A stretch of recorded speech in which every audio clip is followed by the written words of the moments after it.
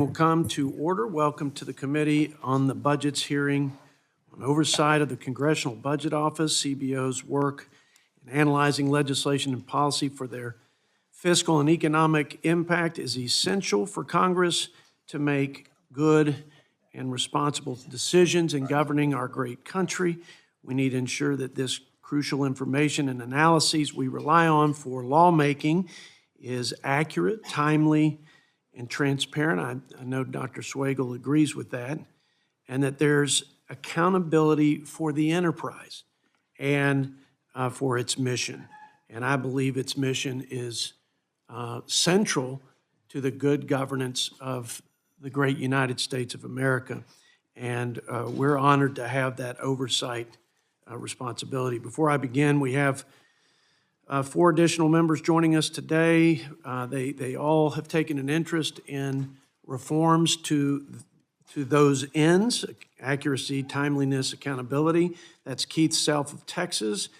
That's Representative Warren Davidson of Ohio, Representative Cloud of Texas, Representative Feenstra of Ohio, and those folks are going to be permitted to participate in today's hearing without objection, so ordered. I'd like now to welcome our witness, the Honorable Phil Swagel, the Director of the CBO. Dr. Swagel, thank you for being here today. And I yield myself such time as I may consume. I'll try to make it short and sweet. And if I could get my statement that I wrote earlier today so I can just read it, my statement, the one I released to the press. Is that this? Let me read this to you. I wrote it this morning, Jimmy. I thought it was pretty good, so I'm just going to read it. Given our nation's unsustainable fiscal trajectory, it's never been more important for the CBO, the Congressional Budget Office, to achieve excellence in its mission to provide the most accurate, timely, and transparent information and analysis to Congress and the American people. In order to meet this critical mandate and avoid the CBO being reduced to a political piñata. You ever felt like that, Phil? Or being used as a scapegoat or excuse for both parties' irresponsible fiscal decisions. We must have independent scrutiny over its practices, methods, and operations. The stakes are too high and the consequences too severe to fail in this important endeavor. It's not just our responsibility, it's our sacred trust, and that's why we are here today. And folks, I can't think of a more fundamental responsibility and sacred duty to the American people in our capacity on this committee other than resourcing the federal government. Glad we're all back to work doing the people's business after a brief hiatus. But then the oversight, the Article 1 oversight and accountability of the programs and their effectiveness, the agencies and their cost-effective operations, and the overall mission to serve the American people. Every agency and every department and every program should have a mission to provide for the general welfare of the public, so to speak. And so we take this oversight responsibility seriously. And that's one thing that, Phil, I endeavored to do when I got the gavel and the awesome responsibility to lead this group of men and women. And my time is going to come to a close before I know it. And I hope, whether it's on this side of the aisle or that side of the aisle, we continue to provide the necessary scrutiny to continuously improve as a committee and as a Congressional Budget Office in our mission. Speaking of CBO's mission, Phil, y'all are central to what we do. Lawmaking is not much more, in my mind, than a set of value propositions and trade-offs. And that cost-benefit analysis that we do with those value propositions is done according to, by, and with the information and analysis that the Congressional Budget Office provides us with. And that's why it's essential that we get good information, timely information, so that we can make these decisions on behalf of the American people. So your mission is a righteous one, and it is an essential one in the governance of our country. Dr. Swagel, you are a man of integrity, and as we've worked together now for over a couple of years, it's been a delight. You were very responsive, you and your team, during the most recent Herculean endeavor, which was the One Big Beautiful Bill that I'm proud that this committee shepherded in the House. You and your team were, in my humble opinion, and at least in my interaction, extremely responsive and professional and diligent, and I'm grateful for that. You have a tough job, and you're scrutinized and criticized, sometimes unjustly. As I said, I think politicians on both sides will use you as an excuse for their political interest. But then there are those times that warrant the criticism. And we need to be able to, as a committee, cut through the politics and the partisanship and figure out where we can do a better job, where you and your team can do a better job. And that's why, and I'll end with this, that's why I can't imagine any organization achieving that standard of excellence and having a culture of continuous improvement without an independent audit. It's just we don't have the expertise, and every other agency and department in the federal government is subjected to not just financial audits, but operations, programmatic. I mean, the IT breach that we're all concerned about, I think you managed that very well, but we need a holistic, independent, and objective evaluation so that we can cut through that partisanship that is in play every time you render a decision, and we can feel better about the outcomes for our judgments, our decisions, and in service to the American people. So I'm hoping you will embrace that. I'm not going to force you to do it. I'm not going to force my ranking member to embrace it. I just can't think of any reason. In fact, I'd let my ranking member pick the group, the outside auditor. I'd let you pick it. I don't really care. I just want a competent, independent assessment so that we can then be able to make market improvements. And by the way, I talked to a former CBO director who said you all had made tremendous, I think it was the word he used, strides in transparency in your modeling. So I appreciate and know that you are committed to this, but I do think there's a big hole in this oversight, and it could be filled with an independent audit. With that, I yield to my ranking member for as much time as he may require. Thank you, Mr. Chairman. I almost forgot how to get here since it's been 2 months on the Mike Johnson imposed fall break, but it's nice to see everyone again.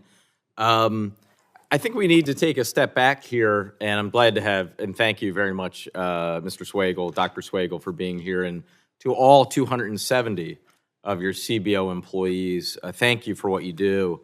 Really the unsung work of government that too often does not get thanked, so I want to say thank you. It is important to remember, however, it is not you, and it is no one at CBO that is the cause of 15 million Americans losing their health care over the next year. That is because of the Republican-passed tax bill of a few months ago, what used to be called the Big Beautiful Bill, until polls showed it became so deeply unpopular, even the president who branded it that has stopped calling it by that name, has even stopped talking about the bill altogether. Millions of people losing their health care to pay for tax breaks, mostly for billionaires. That is the main thing that has happened this year. But of course, it's not just healthcare that has become unaffordable in America. It is beef. It is other groceries. It's coffee. It's electricity. Almost every staple in the average consumer basket has gone up rather than down over the last 12 months. And that is not because of any action by Dr. Swagel or anyone at CBO. So while the shutdown may be over, and I think we're all very happy about that, the fight to save the healthcare of the American people goes on. The fight for not just the 15 million people who will lose their healthcare over the next year, the biggest loss of healthcare in American history will take place over the course of the next year, not by a natural disaster, not because of any economic downturn, but specifically because of legislation that was passed by this Congress and signed into law by this president. Now, that needs to remain the focus. But we also can't forget that for tens of millions of people more, Pennsylvania, throughout the country, their healthcare costs are going up, are actually going through the roof. On the exchange in Pennsylvania, of course, all 50 states have a different name for their ACA exchange. In Pennsylvania, perhaps not very creatively, it's called Penny. The average increase, 102%. Average increase. So families right now that are used to paying $500 a month come January 1st will be paying $1,000 a month. And that's just the average. For some, of course, it'll be much more. So I want to make sure that while we focus understandably and naturally on CBO, that we don't ascribe blame to any public servant at the Congressional Budget Office for what this Congress has passed and the harm that it is doing to the American people. And by the way, while I welcome very much, I think the CBO director should testify before us every year, where is the OMB director? Where is Russ Vought? I have a list here, Mr. Chairman. Every single year, going back more than 30 years, we have had the OMB director before us. This is the Budget Committee. We have oversight over the Office of Management and Budget. Has Russ Vought suddenly become a shrinking violet? Suddenly too shy? The chief architect of Project 2025? Maybe he is ducking the oversight of this committee because he doesn't want to testify about Project 2025, doesn't want to talk about the enormous damage that this administration has done over the last year and that he has led them doing. So, Mr. Chairman, I want to just reiterate my strong desire, and I think the desire of everyone on this side of the dais, to have the OMB director do what every single one of his predecessors has done, including Russ Vought himself for the 2 years he was OMB director in 2019 and 2020. Shalonda Young, under the Biden administration, testified all 4 years. Russ Vought for the 2 years he was OMB director. Mick Mulvaney, Sean Donovan, Sylvia Burwell, Jeff Zients, Jacob Lew. It goes, Peter Orszag, goes on and on and on. Every single OMB director has testified before this committee. So it is an insult to this committee and to Congress for the OMB director to keep ducking this committee and not testify before us. And I hope that we will have that hearing in short order. Finally, and I know I'm a little over my time, I do just want to say two final things. One final thing about two announcements in the last week. We've had two members of this committee just announce that they will be retiring at the end of this term, and I want to recognize them. First, on this side of the dais, we share the same birthday. We share the same birth date. Day. She is a year younger, so not the same year. But Bonnie Watson Coleman, we came in together. I can't imagine this place without you. And Bonnie, you've had a distinguished career in public service. We still have a year to go, but congratulations and well deserved. And there's one other retirement. I can't remember. It can't be you because you don't have. Unlike me, who's starting to go gray this past year working with you. I have that effect on people. Jody, you and I have become sincere, dear friends, and we still have a year to go, but I know we're going to be friends for decades to come. And 3 years ago, when you sat down for your first hearing as chair, me, my first hearing as ranking member, we both independently said that this would be a committee about serious policy work. There are performance artists in this place. This is not the committee for them. And under your leadership the last 3 years, and I hope I've helped on this, we've stuck to that. And I've disagreed strongly, and I've never resisted throwing the hardest fastball that I've got, but I know you wouldn't want it any other way. And congratulations, my friend. Thank you. Thank you so much. Very cool. You won't believe it, but I'm going to just say thank you and not give a long speech, except to say I'm proud of the culture of serious policymaking, serious consideration of the fiscal trajectory and decline, and the sincerity of every member in their approach to address that. And quite frankly, I'd love to take the credit for it, but you have to have a ranking member. When you're in the minority, it's a lot more difficult to rise to those to those challenges and to set that tone. Much harder to be on your side. So you're a blessing. I thank God for you, and I'm excited about the future of this committee, regardless of how things play out. I'm very excited about its future. So thank you for your commitment. Since my name was called. One is to thank everybody on this committee. This has been an easier committee to work on, even though we've not necessarily agreed. I wish you the very, very best on the decisions that you're going to make for you and your family. You're much younger than me. But I know this, having made the decision that this is not the space in which you're going to work, I hope that it gives you the courage that sometimes you've had but has been daunted for some reason or another, to make sure that we work purely in a bipartisan and transparent way, purely in a way that we know what Boat knows, what the gentleman before us knows, what executive branch is doing, how it impacts the people that you and I and so many others have deemed of important to serve. And so you've been good to me. Sometimes I go over, but I do want you, as you are thinking about this last year, even in your very young and handsome stage, that you're going to make government work the way it's supposed to work in a bipartisan, transparent, honest way on behalf of all the citizens. And I look forward to being a partner with you in this. And to my birthday twin, I am so proud of him. And I love being under his leadership. And I thank you. I thank you all, including the incredible staff on both sides. Thank you, Mr. Chairman. Thank you. Thank you for those kind words. And I associate myself with that motivation, without a doubt. And thank you for your great service. Okay.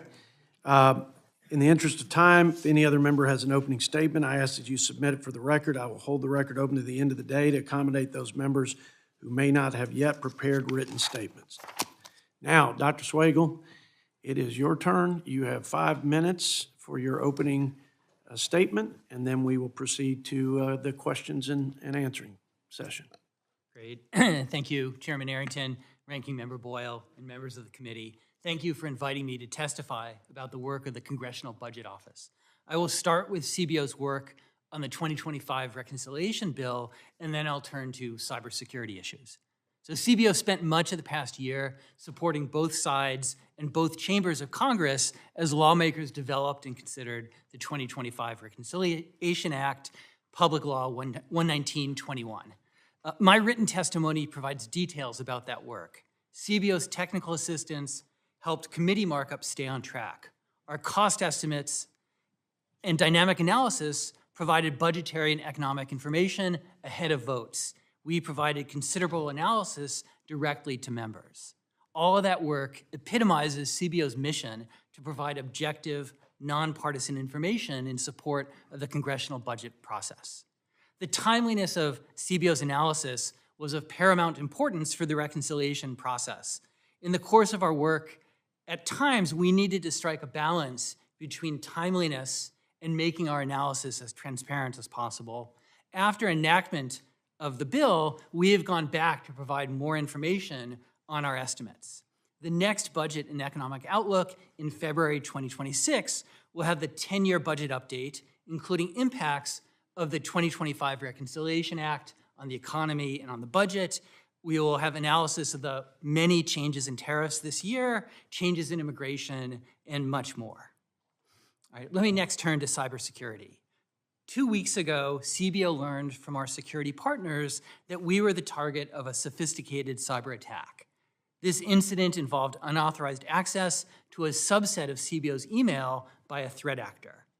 Working with our security partners, CBO took immediate action to address that unauthorized access. Our security partners have told us that based on current findings, we have not observed further evidence of unauthorized access to CBO email. CBO is operating as normal, and our work to support the Congress has continued without interruption.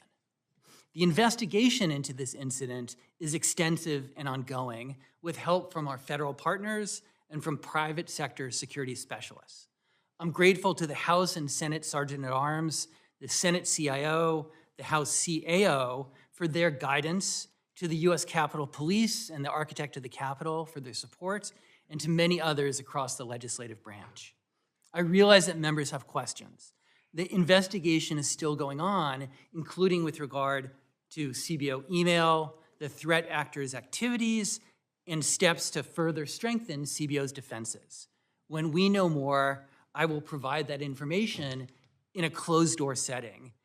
I cannot say things in this setting that might hinder remediation or investigation. You have my commitment that you will get complete information.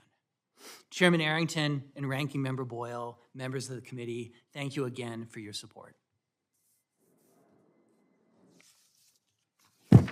I'm never prepared for such a succinct statement. This is, anybody got anything they want to talk about? I can't help but notice that our photographer looks eerily like Tommy Lee Jones. Do y'all get that vibe? Okay, Q&A. Q&A. The audit to me is the big missing piece here. Let me reiterate what my ranking member said. We agreed to make this a serious exercise in reforming the process where it is not working. And we have, as a committee, passed 14 bipartisan budget process reforms that would strengthen the timeliness or transparency or overall effectiveness. I will ask you what things you think structurally and statutorily would be most helpful for us to work on beyond the 14 or within the 14. A couple of them have become the law of the land, including getting better information from other agencies for you to give us good information, right? But again, with the constructive bipartisan work, with the better communications between CBO, I think, in the committee, and all the efforts you've made, there's still one missing piece to this puzzle of accountability and a culture of accountability. And there was a great quote from that is worth reading from, and I don't have it in front of me. I thought I did. Yeah, the price of greatness is accountability. Accountability breeds excellence. The lack of accountability breeds mediocrity. We need this independent audit. I believe it. If I had one legacy item here, and again, I am so confident that just having objectivity and expertise, technical expertise, in the evaluation, that I would let Brennan pick this auditor, okay? Because I'm not trying to figure out how to make it work better for Republicans, and I don't believe he's trying to make it work better for Democrats. And quite frankly, if I'm in your shoes, and if I'm in the position of your team, who I've gotten to know and have really enjoyed working with, in order to have that mitigating effect on the political piñata example, I would want independent analysis to demonstrate and affirm some of the good things you're doing on modeling and transparency and et cetera. So give me a good reason, Phil, that we wouldn't endeavor together to have this independent audit. It's been 50 years, we're celebrating 50 years, and we haven't had a single audit other than financial audits. Why wouldn't we do this? Do it this year together. Okay. No, I support that. I support having people look at what we're doing, give us constructive feedback. And so absolutely, I wholeheartedly agree. And I think we both understand, we all understand the details will matter, the substance will matter. You know, some of the things we do, we do because we have to for the legislation. So, that will require really the right group to assess what we're doing. Whereas some things we do, many people do, and that's easier. Can I say just one more thing about CBO transparency and openness? There's one example, even in the last couple weeks, of an outside group saying, hey, CBO, you missed something. And we looked at that, and this is with the orphan drug provision in the reconciliation bill, and they're a group of outside academics mainly, and we looked at it, we had the data already, we looked at it more carefully, and we said, yeah, that's right, the cost was greater than we had in our estimate, and we put out information on that. So that's the kind of thing, I would welcome that. Well, I've got a lot of questions about this, but because my ranking member brought up healthcare, I feel the need to ask you a question. CBO opined on the reconciliation bill, the Republican reconciliation bill, and its impact on premiums.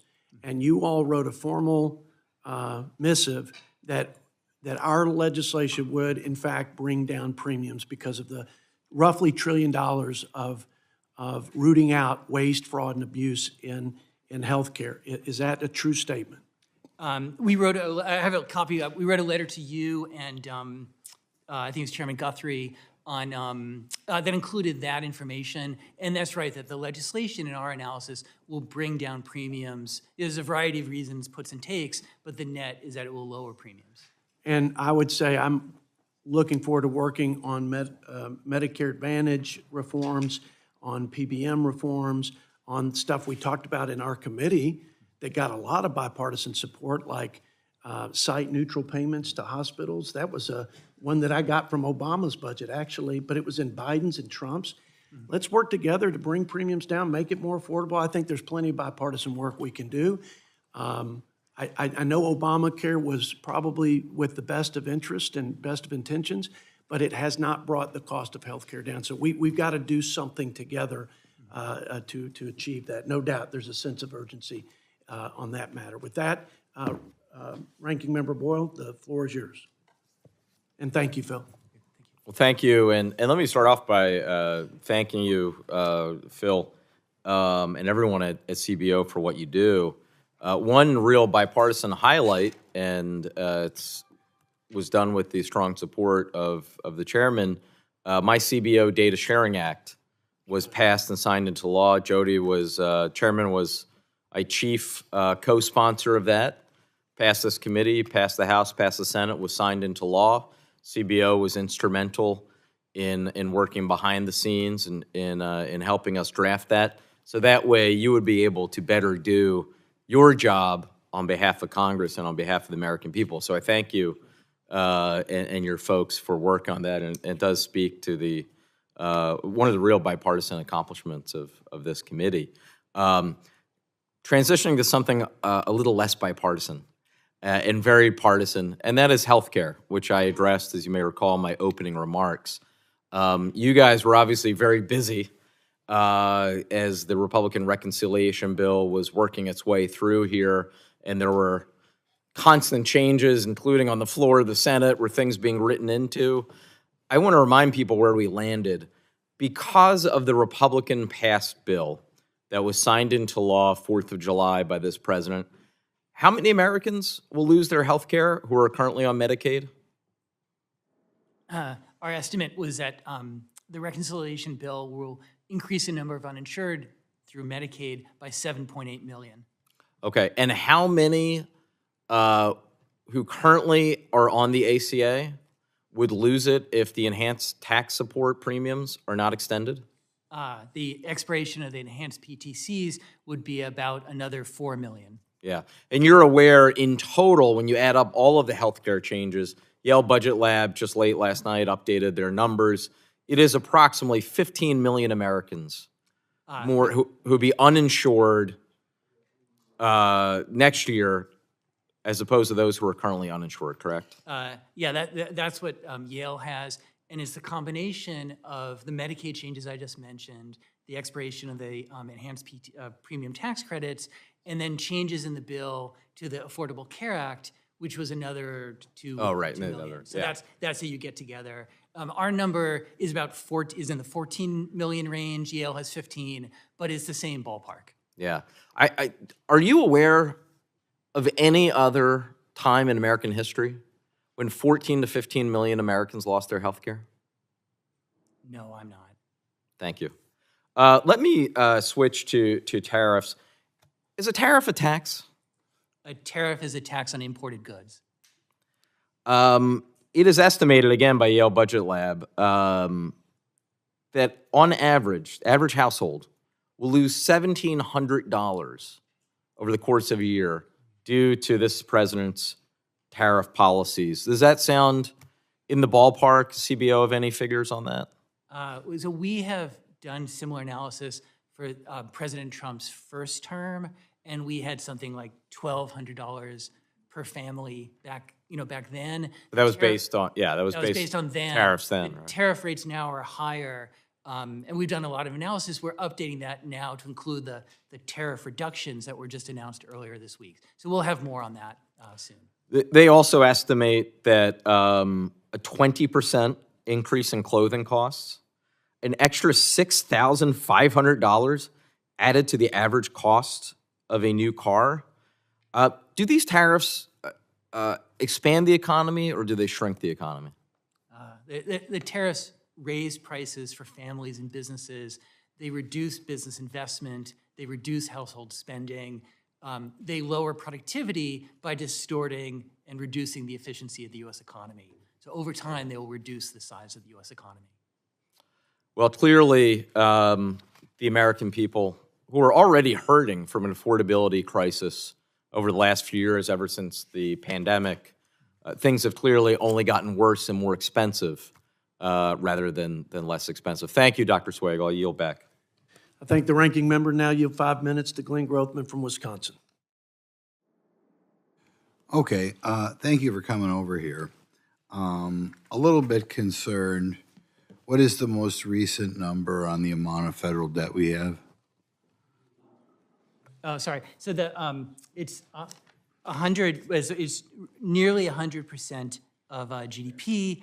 Our projection is now from January, and so that was for $30 trillion at the end of this year. The reconciliation bill we project will add more to the debt, and we'll have an update on that for you in February.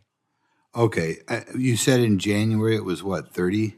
It was in January, we projected at the end of this year, the debt held by the public would be just over $30 trillion. What's this $37 trillion I hear about? That's the gross debt. So that includes the intergovernmental debt, the securities attributed to the Social Security Trust Fund. It's another measure that. Okay, but just so I'm comparing apples to apples here,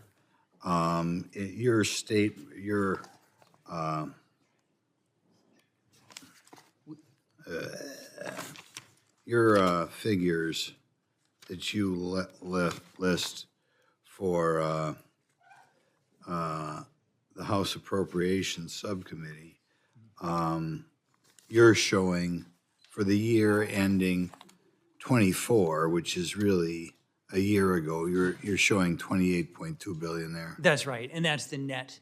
And we've gone up about $2 billion for the year that's ending Well, actually, An additional 2 trillion from 28.2 trillion to about 30.1 trillion is our projection. okay. Is that kind of shocking? And what percent of that is borrowed every year? That's the thing that I like to look at. I know, so we track that, and we track the composition of the debt. The debt duration now is just under 7 years, roughly, the last time I discussed it with this CBO staff. So that, it depends on exactly the composition, what rolls over, but that gives you an idea of. I'm under the impression about 26% of what we spend is borrowed. Is that accurate? Well, the deficit is going to come in this year at about just under 6% of GDP. So that gives you a sense of just the. How much is being borrowed? I mean, right? We're taking a given amount of money, we're spending a given amount of money. Yeah. How much of that amount we're spent is not being made up by new, they call it revenue, taxes? So it's about $1.8 trillion. Okay, and is that about 26% of the amount we're spending? Let's see. So spending is 6.8 trillion. So that would be 1.8 divided by 6. 18 divided by 68. That's 20. Yep, that's right. You've got the math about right. Yep. 26%. Kind of shocking. You watched us put together these appropriation bills. I was a little bit frustrated. How long have you been doing this? You feel you're kind of an expert? I've been director since June of 2019, so a bit over 6 years. Okay. Have you seen any programs end in that time? Just end programs? I mean, there have been. That's instances we've been discussing. Say in the last year, this was Yeah, in supposed the last to be. year. It's the enhanced premium tax credits from the ACA are one that's ending, and our estimate is that That's still to be determined, but it's about $350 billion over 10 years is the cost of extending that. I'm sure there's others. Actually, I can mention one other. Right in the during the pandemic, it was the American Rescue Plan Act. No, I'm sorry. It was the bill before the American Rescue Plan Act it was in 2020.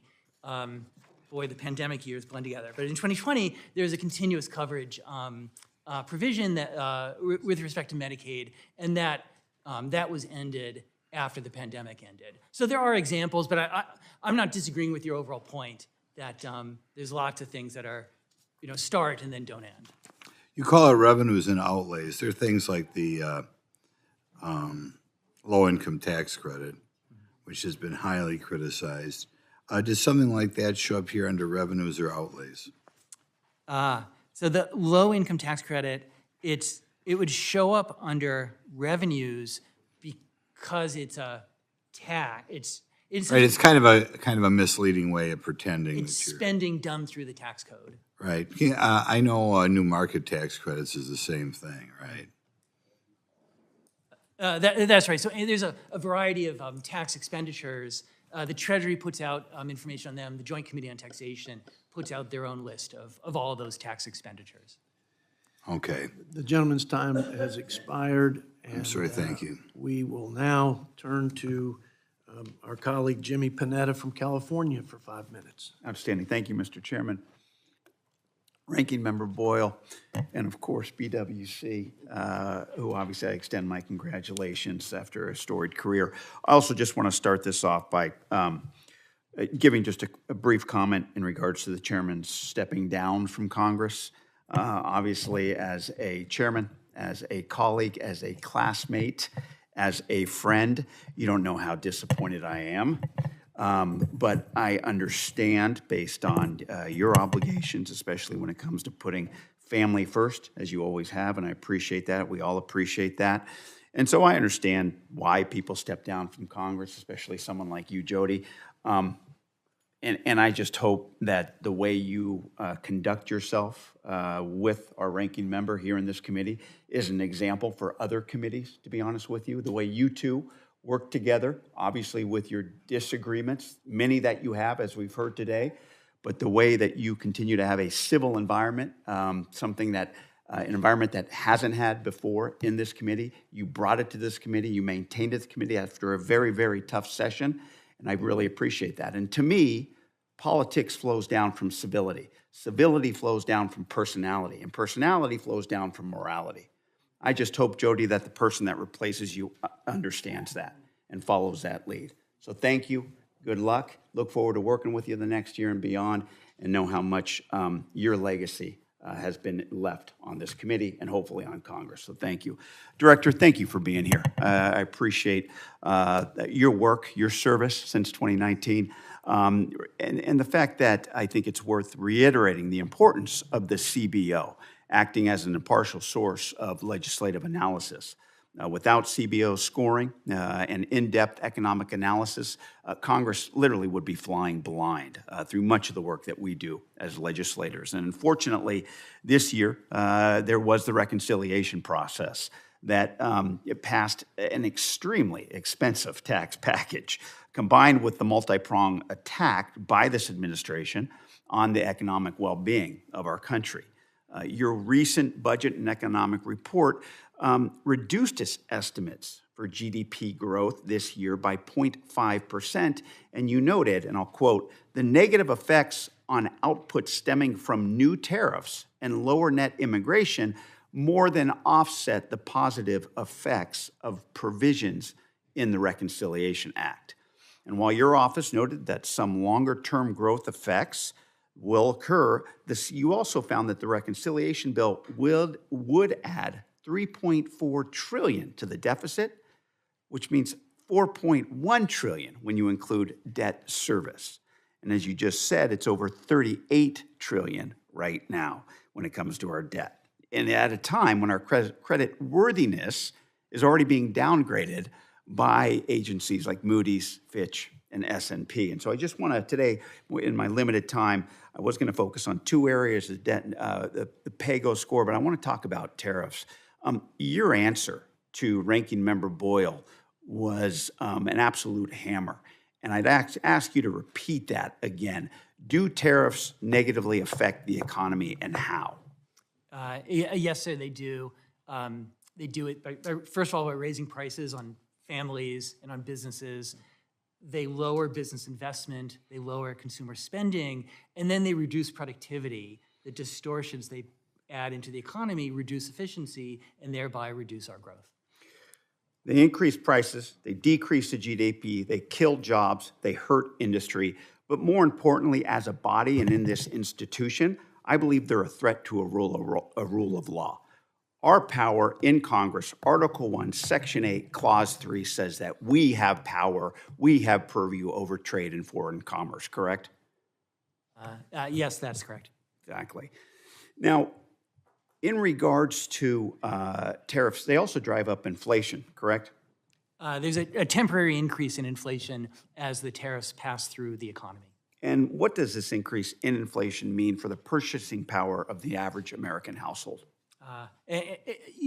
You can see it in some examples. Household appliances, last year those prices were declining. This year they're going up. Food prices were going up. This year they're going up by much more. Coffee is an example. And so that's the kind of effect that you see on American families. And so it's fair to say that tariffs are making goods less affordable.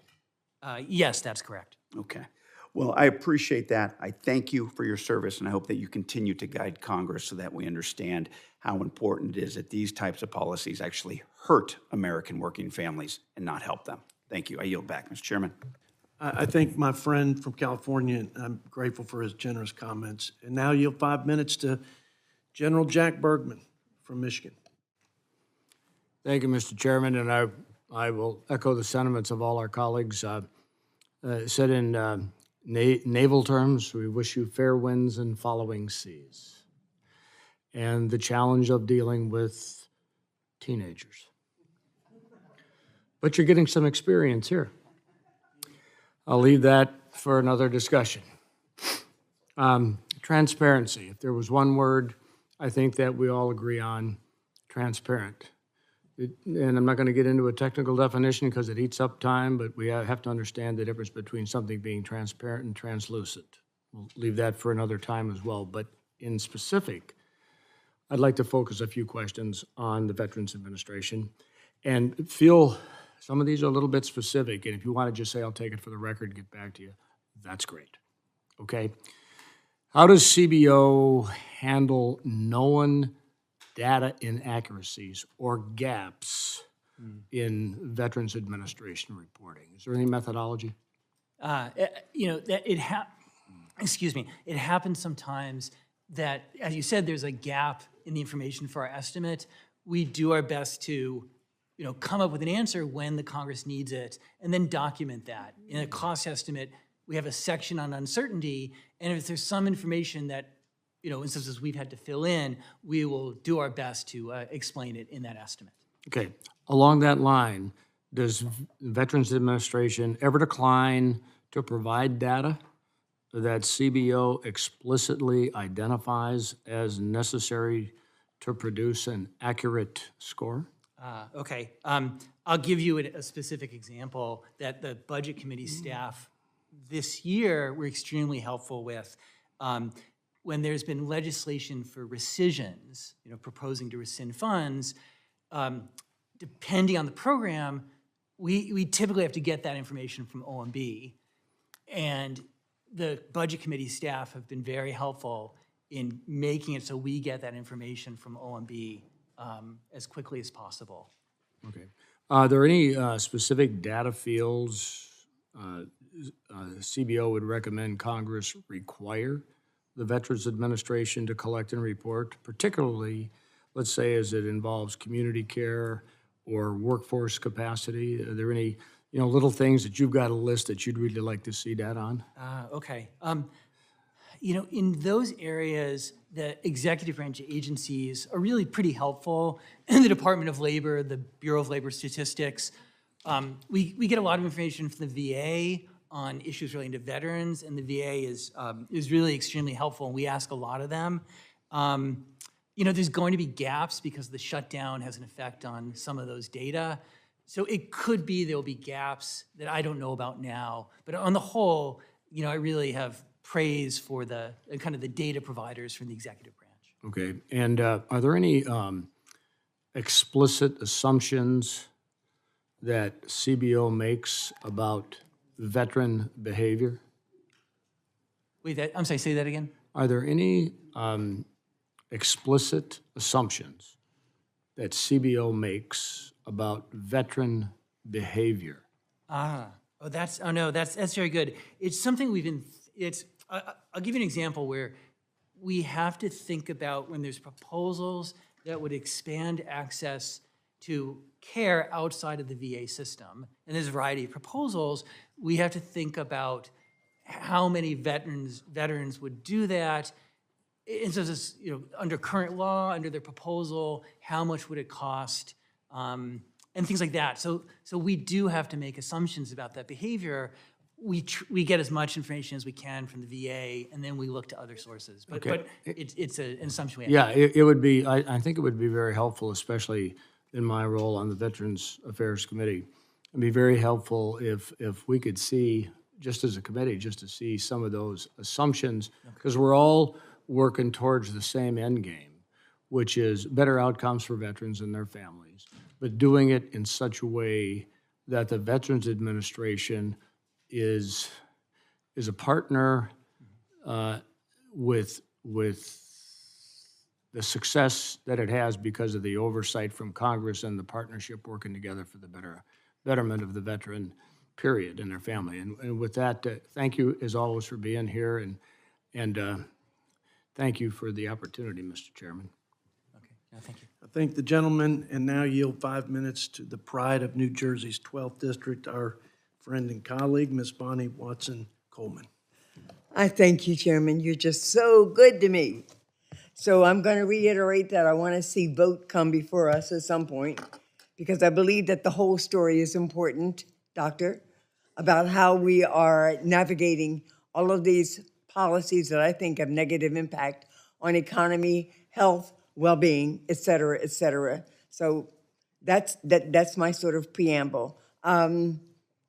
I think that everybody that's analyzing what's happening in this country recognizes right now costs are high, services are reduced, economy is not moving in the right direction. We are moving emotionally, economically, and socially in the wrong direction. I appreciate the work you do. It reminds me of the work I had relationships with in the state legislature. We legislators legislate a bill. You all determine its economic impact, its good and its bad. And so I know that there was a question about the way a particular bill was written, that perhaps there was some positive aspects in it. But the evolution of that bill and the determination of what was going to be taken out, what was going to be changed, the fact that there's such chaos in this administration that you don't know from one day to the next what a tariff is going to be, what a tariff is not going to be, who's going to be fired, who's going to be hired, who's illegally shut down, who's going to be forced to stand up again. So we are in a very chaotic period, and I thank you for whatever grasp of sanity and data you can use. I have a real concern about what I think is a marvelous aspect of my country in its R&D as it relates to diseases. So I'm going to ask you about the impact of taking money and pounding money that we as Congress say should be spent. For the President of the United States to say nay, take money away from places like NIH, negatively impact 1,800 grants or so or more that are looking at diseases and protections for the people in this country. I need you to tell me, do you agree that when we do these R&D efforts, that we add positive advantage to the economy, and that to take them away creates the opposite impact on our economy? Could you just share that with me a little bit? Because I have one more question after that. Okay, yes, I'll speak to some CBO work concisely. And this is work we've done in response to requests from Mr. Boyle and Representative Auchincloss. And so we looked at the effect on the economy of resources for NIH, in scientific research, and their positive externalities. That activity adds to the productivity of the economy, and so it increases economic growth, and that has a positive feedback to revenues. The details matter, but over time, over a long enough horizon, the additional GDP added by that activity will generate enough activity to pay, in some sense, pay for the support. It hurts me to my heart that we would reduce R&D in this country that impacts the healthiness of people all over the world. That's who we are. That's who we've been. And that's the American way. And this administration has shown us that America First is not on their agenda.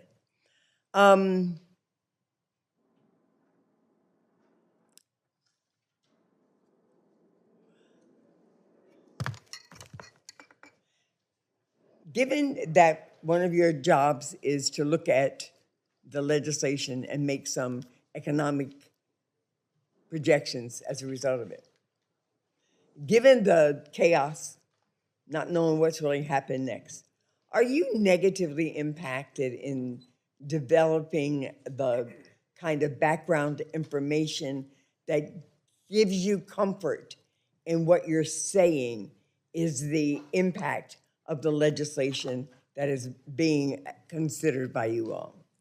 No, thank you. I'll give two quick answers. One is we do our best to highlight where we're not sure.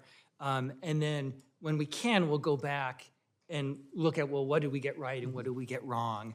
On the overall economy, in some sense, there'll be some interruptions in the data or some delays and interruptions, and we'll just work through that and do the best we can to inform the Congress. I'm grateful to you, Mr. Chairman, for giving me this moment.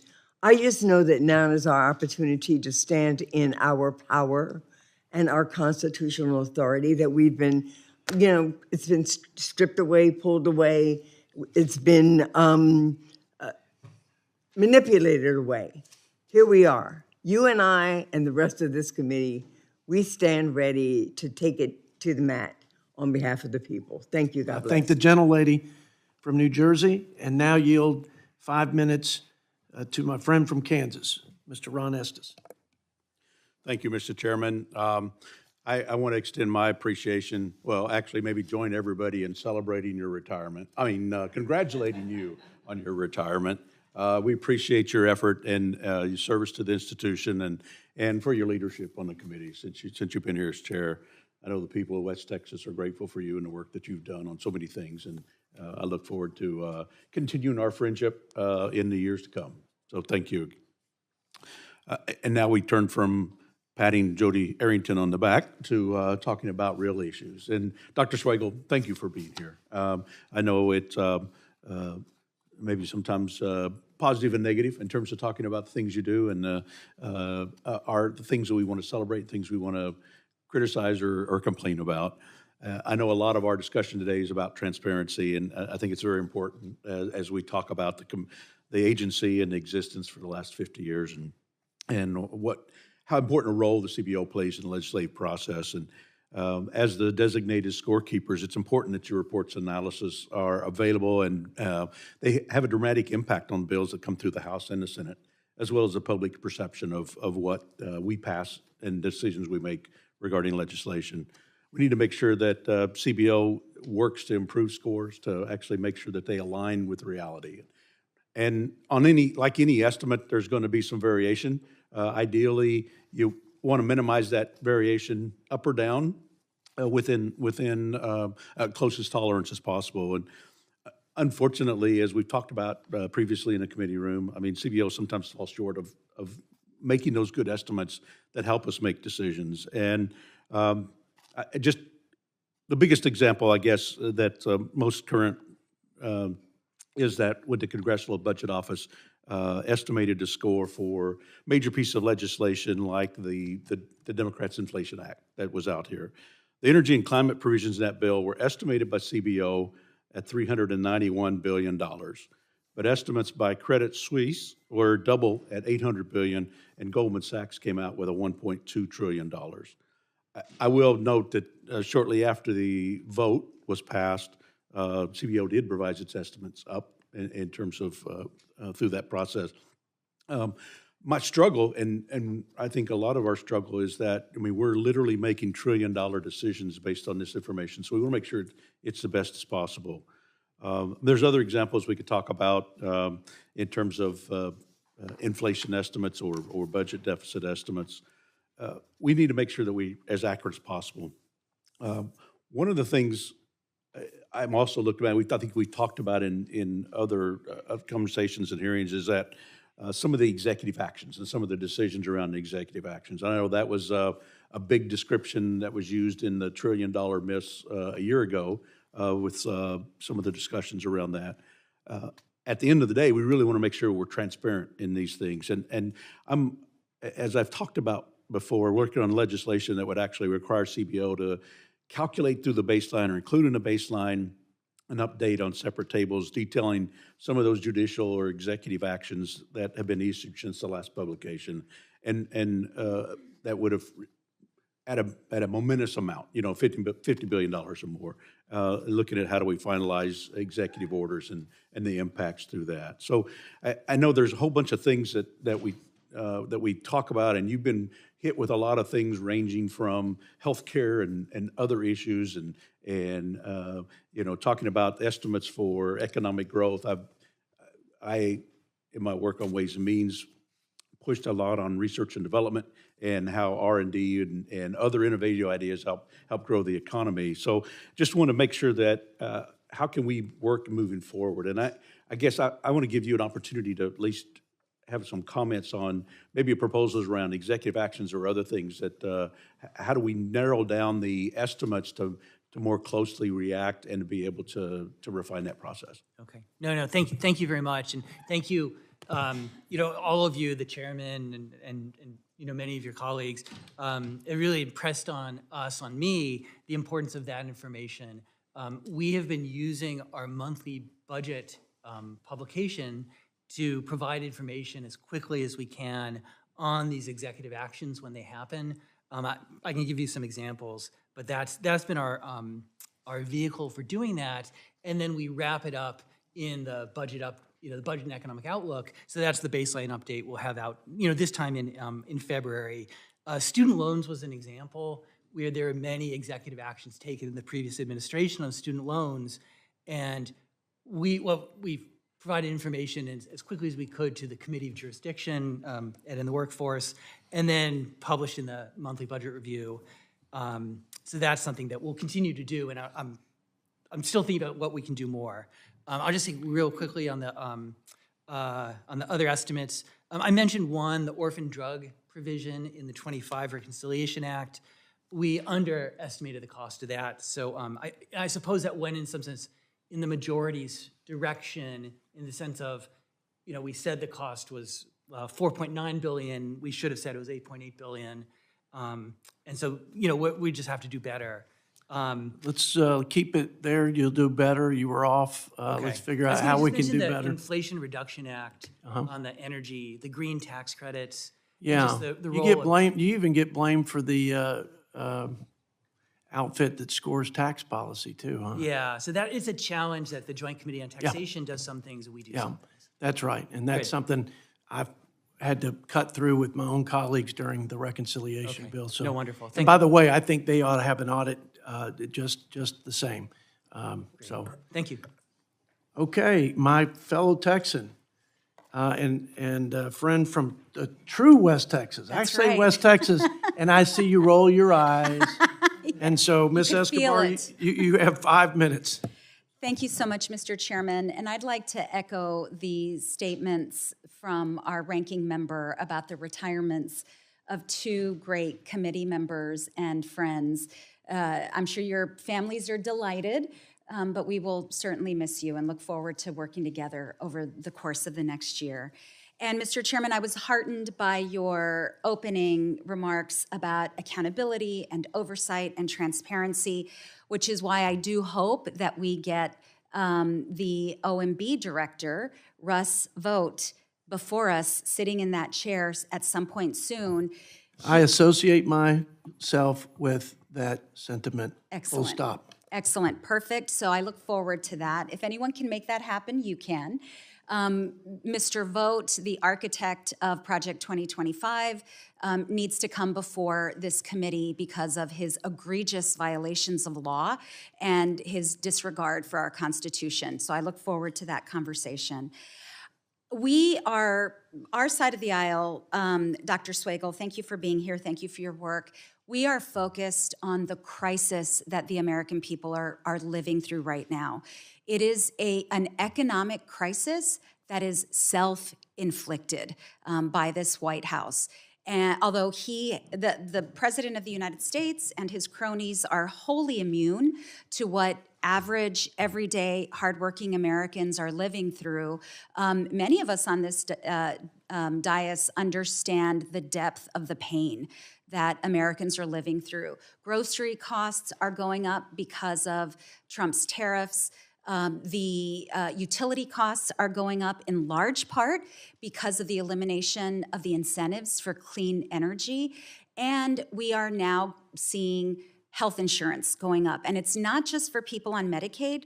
Those cuts that are coming as a result of their self-called, or their one big beautiful bill, their titled reconciliation package, but also the cuts that are coming as a result of the healthcare cliff at the end of this year, the expiration of the ACA tax credits. And by the way, the more Americans who become uninsured, that impacts people with commercial insurance coverage. So everyone's impacted. So people are in pain.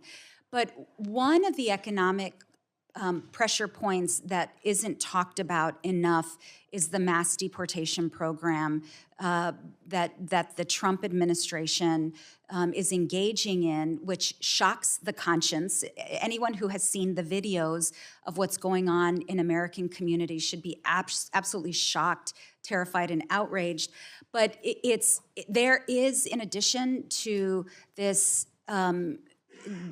deep mental impact that is occurring, there's a financial impact.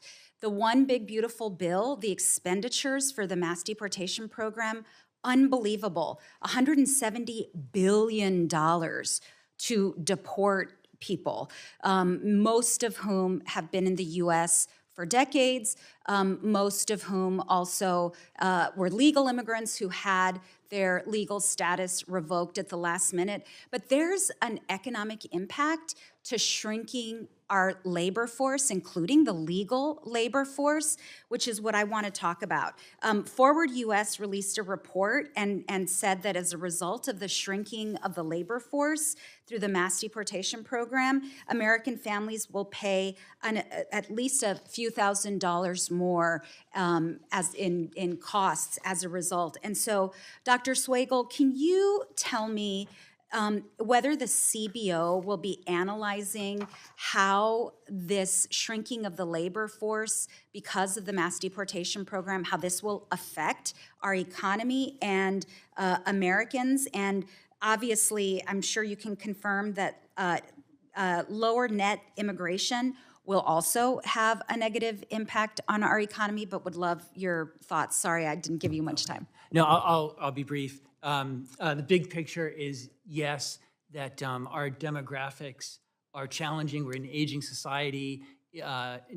Positive net immigration increases our labor force. We've been modeling the deportations and trying to analyze the resources provided in the 25 bill in terms of what is the number of people who will be deported, and what does that mean for the labor force and the economy. We will have that for you in February. Excellent. Thank you so much. I yield back. I thank the gentlelady. To the gentleman from Utah, Mr. Blake Moore.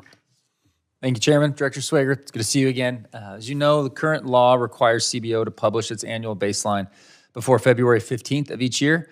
For those listening at home, for all 7 of you, the baseline is an official projection of federal outlays and revenues according to existing law. The baseline is crucial for policymaking in Congress, but naturally can change as the years go on and legislation is passed. Despite that, there is no requirement for any periodic update to the baseline. Assume you know where I'm going with this, as we had worked on a legislation last Congress. Typically, the CBO does not publish updates late in the calendar year, leaving Congress lacking information when considering common end-of-year packages that approach sometimes in the November-December timeframe, or in a lame duck period, or the like. The CBO has not provided 3 baseline updates in the same calendar year since 2019, and has not published an update after July since 2020. Last Congress, I introduced legislation that unanimously passed this committee and the House that requires CBO to produce at least 2 updates to the baseline each calendar year. Question: what value would regularly updated baselines provide Congress as we consider legislation? And the other side of it, we understand there's always a cost to this. It is a significant amount of work. What kind of burdens or barriers would CBO face in producing 3 baselines per year? Okay, so on the value, it would make members and the public better informed about what's happening with the budget. And right, we had an earlier question about executive actions. With a budget update, we could build those things into the baseline right away. You would be able to see it. And so that, to me, that's the value, better, sooner information. The cost, you said we didn't do one. We haven't done it since January 17th. We've been so focused on reconciliation, it crowded out our ability to do, in some sense, the third of the 3. The second, we would normally do with the president's budget, and it's very typical in a transition year. We don't have a full budget on the usual schedule. So that's not a criticism of the administration. It's just a normal aspect of a transition. Is there a scale aspect here? Like, if you do more regularly, do keep them updated, that it's easier to do the next version of it because you're more up to date? There's probably it probably is. There's always going to be changes that are like sharp discontinuities, But yeah, there probably is some aspect of that. Okay, thank you. Moving into some improper payment issues, which I think need to be more of a priority than they are always. Combating improper payments and stopping fraudsters from stealing is a priority of mine, I know, as many on this committee. According to GAO's government-wide estimates, based on data from fiscal years 2018 through 2022, the federal government loses between $233 and $521 billion annually to fraud. This was particularly true during the pandemic when we lost anywhere from $100 to $135 billion in supplemental employment benefits to fraudsters. The scoring accuracy of legislation to combat fraud requires CBO to have the most up-to-date information from government agencies, especially law enforcement officials. Congress passed the Congressional Budget Office Data Sharing Act to expand your authority to request and receive data from executive branch agencies while protecting sensitive information by maintaining confidentiality. Early this year, a bill that we worked on in the Ways and Means Committee, H.R. 1156, the Pandemic Unemployment Fraud Enforcement Act, passed the House with bipartisan support. That bill was directed at recouping pandemic-era unemployment funds lost to fraud by extending the statute of limitations from 5 to 10 years. The Department of Justice, GAO, the Labor Department Inspector General have all said that additional time is needed to prosecute cases and would result in the recovery of additional federal funds. Yet, CBO determined that bill would not result in recovery of taxpayer dollars, citing a high degree of uncertainty. Does the CBO Data Sharing Act that was enacted into law last year provide an opportunity for CBO to work more closely with DOJ and other federal law enforcement agencies to chime in a way to inform your estimates using the best available data? And is that something the CBO has made its analysts aware of and trained them on? Oh, okay. No, very good. No, thank you. First of all, it's been very helpful in facilitating our obtaining information from executive branch agencies. With respect to the improper payments, I want to get you as much information as we can. We have some on the ACA and other things. On the unemployment insurance, with that cost estimate, first of all, we can go back and look again and talk to DOJ. You know, the challenge is that the improper payments go to many people who are beyond the reach of U.S. law enforcement. And so that's a challenge. And with the distant time, it's just very difficult to go get them. So that's why we couldn't say how much would come in, and that's what's in the cost estimate. But I'll go back to the office and we'll look at that and check with DOJ again. And again, I'm not expecting perfection because I understand the difficult, complex world that exists within this improper payment issue, but that is part of the intent, is making sure that your analysts know this tool is available to them and when they're able to work with federal agencies, in particular in the case with pandemic unemployment fraud. So could help reduce uncertainty. So thank you very much, Director. Yield back. I thank the gentleman, and now yield 5 minutes to Mr. Tonko from New York. Thank you, Mr. Chair, and let me also thank you for your leadership with the committee. I wish you well as you move forward, and I appreciate you and our ranking member providing for the great direction of this committee. So, again, wish you well. Thank you, Dr. Swagel, for joining us today. I'm grateful for your public service and your testimony before this committee. I'm disappointed, however, that this is the first instance that we have been able to speak with you in this capacity this year, and that the majority has not yet sought to engage in oversight of other aspects of the federal government under this committee's jurisdiction. As you indicated in your opening statement, the CBO has done significant and impactful work this year. Your analysis showed over the next 10 years the policies of this Republican Congress, including the one big ugly bill and not extending the enhanced ACA tax credits, will lead to more than 14 million Americans losing their health care coverage. That includes tens of thousands of my own constituents in New York's capital region. So, Dr. Swagel, in developing your cost estimates for the one big ugly bill, did CBO model the mortality effects resulting from this lack of access to healthcare and the ripple effects across the healthcare systems? In other words, did CBO look at how many people would die as a result of these Republican policies? No, we looked at the change in health insurance coverage, but not the resulting impact on health status and mortality. We didn't look at that. Right. Well, I share with you that this June, the University of Pennsylvania and Yale School of Public Health found that some 51,000 more people per year are expected to die as a result of the heartless policies of this Republican Congress, that are putting healthcare further out of reach for the American public. So, Dr. Swagel, generally speaking, when CBO finds that policies lead to an increase in mortality, does that tend to result in an increase or decrease of federal expenditures? It depends on the specifics and the age at which people, it's going to sound terrible, the age at which people die. Can I give you an example of something we're working on now, which is a program to treat people with hepatitis C? And we've done work within the 10-year window, and now we're looking out at 30 years. And you cure someone today, 30 years later, they'll work more, they'll pay more taxes, they'll also draw more in benefits, Medicare, Social Security, and we're doing all that, looking out at that long-term horizon. So it's a tough problem. We've done a little bit in the past, and we'll have more on that. It'll probably be into next year before we have that. Thank you. I appreciate that. And I bring this topic up because I serve as the co-chair of the Addiction Treatment and Recovery, or ATR caucus, and have been proud to work on many different efforts to reduce the stigma of addiction and to fight for innovative treatment methods and support those in recovery. Ensuring that those suffering from addiction and those in recovery are able to access healthcare that is both affordable and accessible lengthens lifespans, reduces death rates, and indeed improves our communities. So many of the bills I've worked on that provide access to addiction treatment score high because CBO estimates that they will be effective and more people will access treatment, creating more costs through Medicaid and Medicare. In other words, we may pay a CBO penalty for saving too many lives. While I understand the budgetary logic at play, I would also like to see CBO be more transparent about what its modeling shows with regard to modeled health benefits.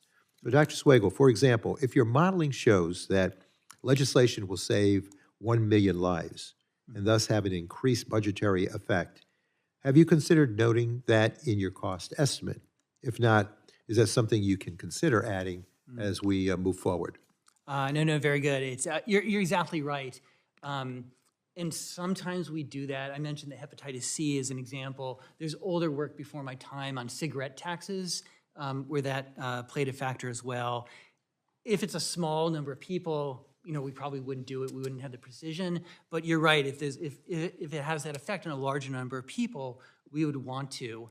Let me just mention quickly one other thing we have in the works that's nearly finished is report on opioids and policies. And of course, CBO is not going to recommend do this or do that, but we look at as many policies as we can that the Congress has enacted in the past and provide the evidence on, what's the budgetary impact, what's the, the outcome. And we'll have that is in the next month or two. And I'll come to you and make sure you see that. Well, I appreciate that.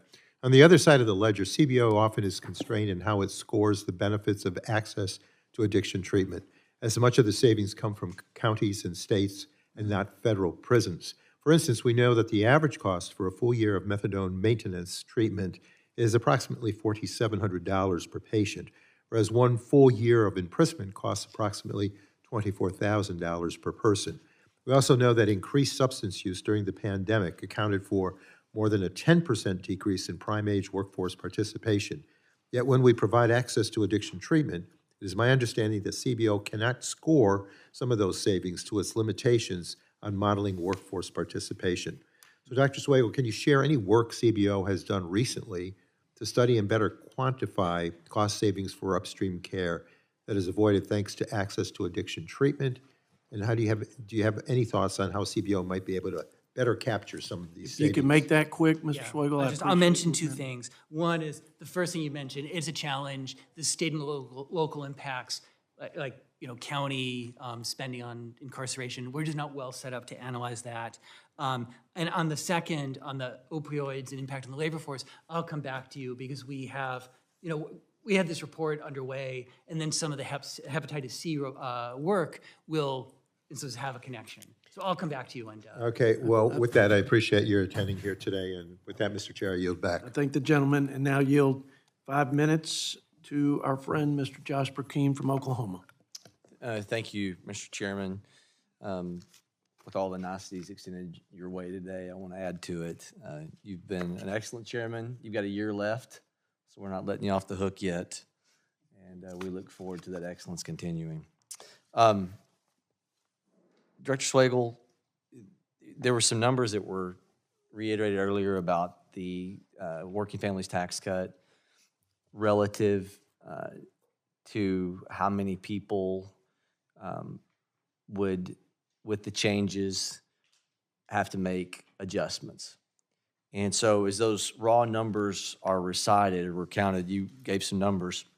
Can you tell me how many, because this is left out, of those who will no longer be in compliance, how that millions, almost 10 million, how that breaks down? Because I've got that information in front of me, and I think it's important when we talk through that.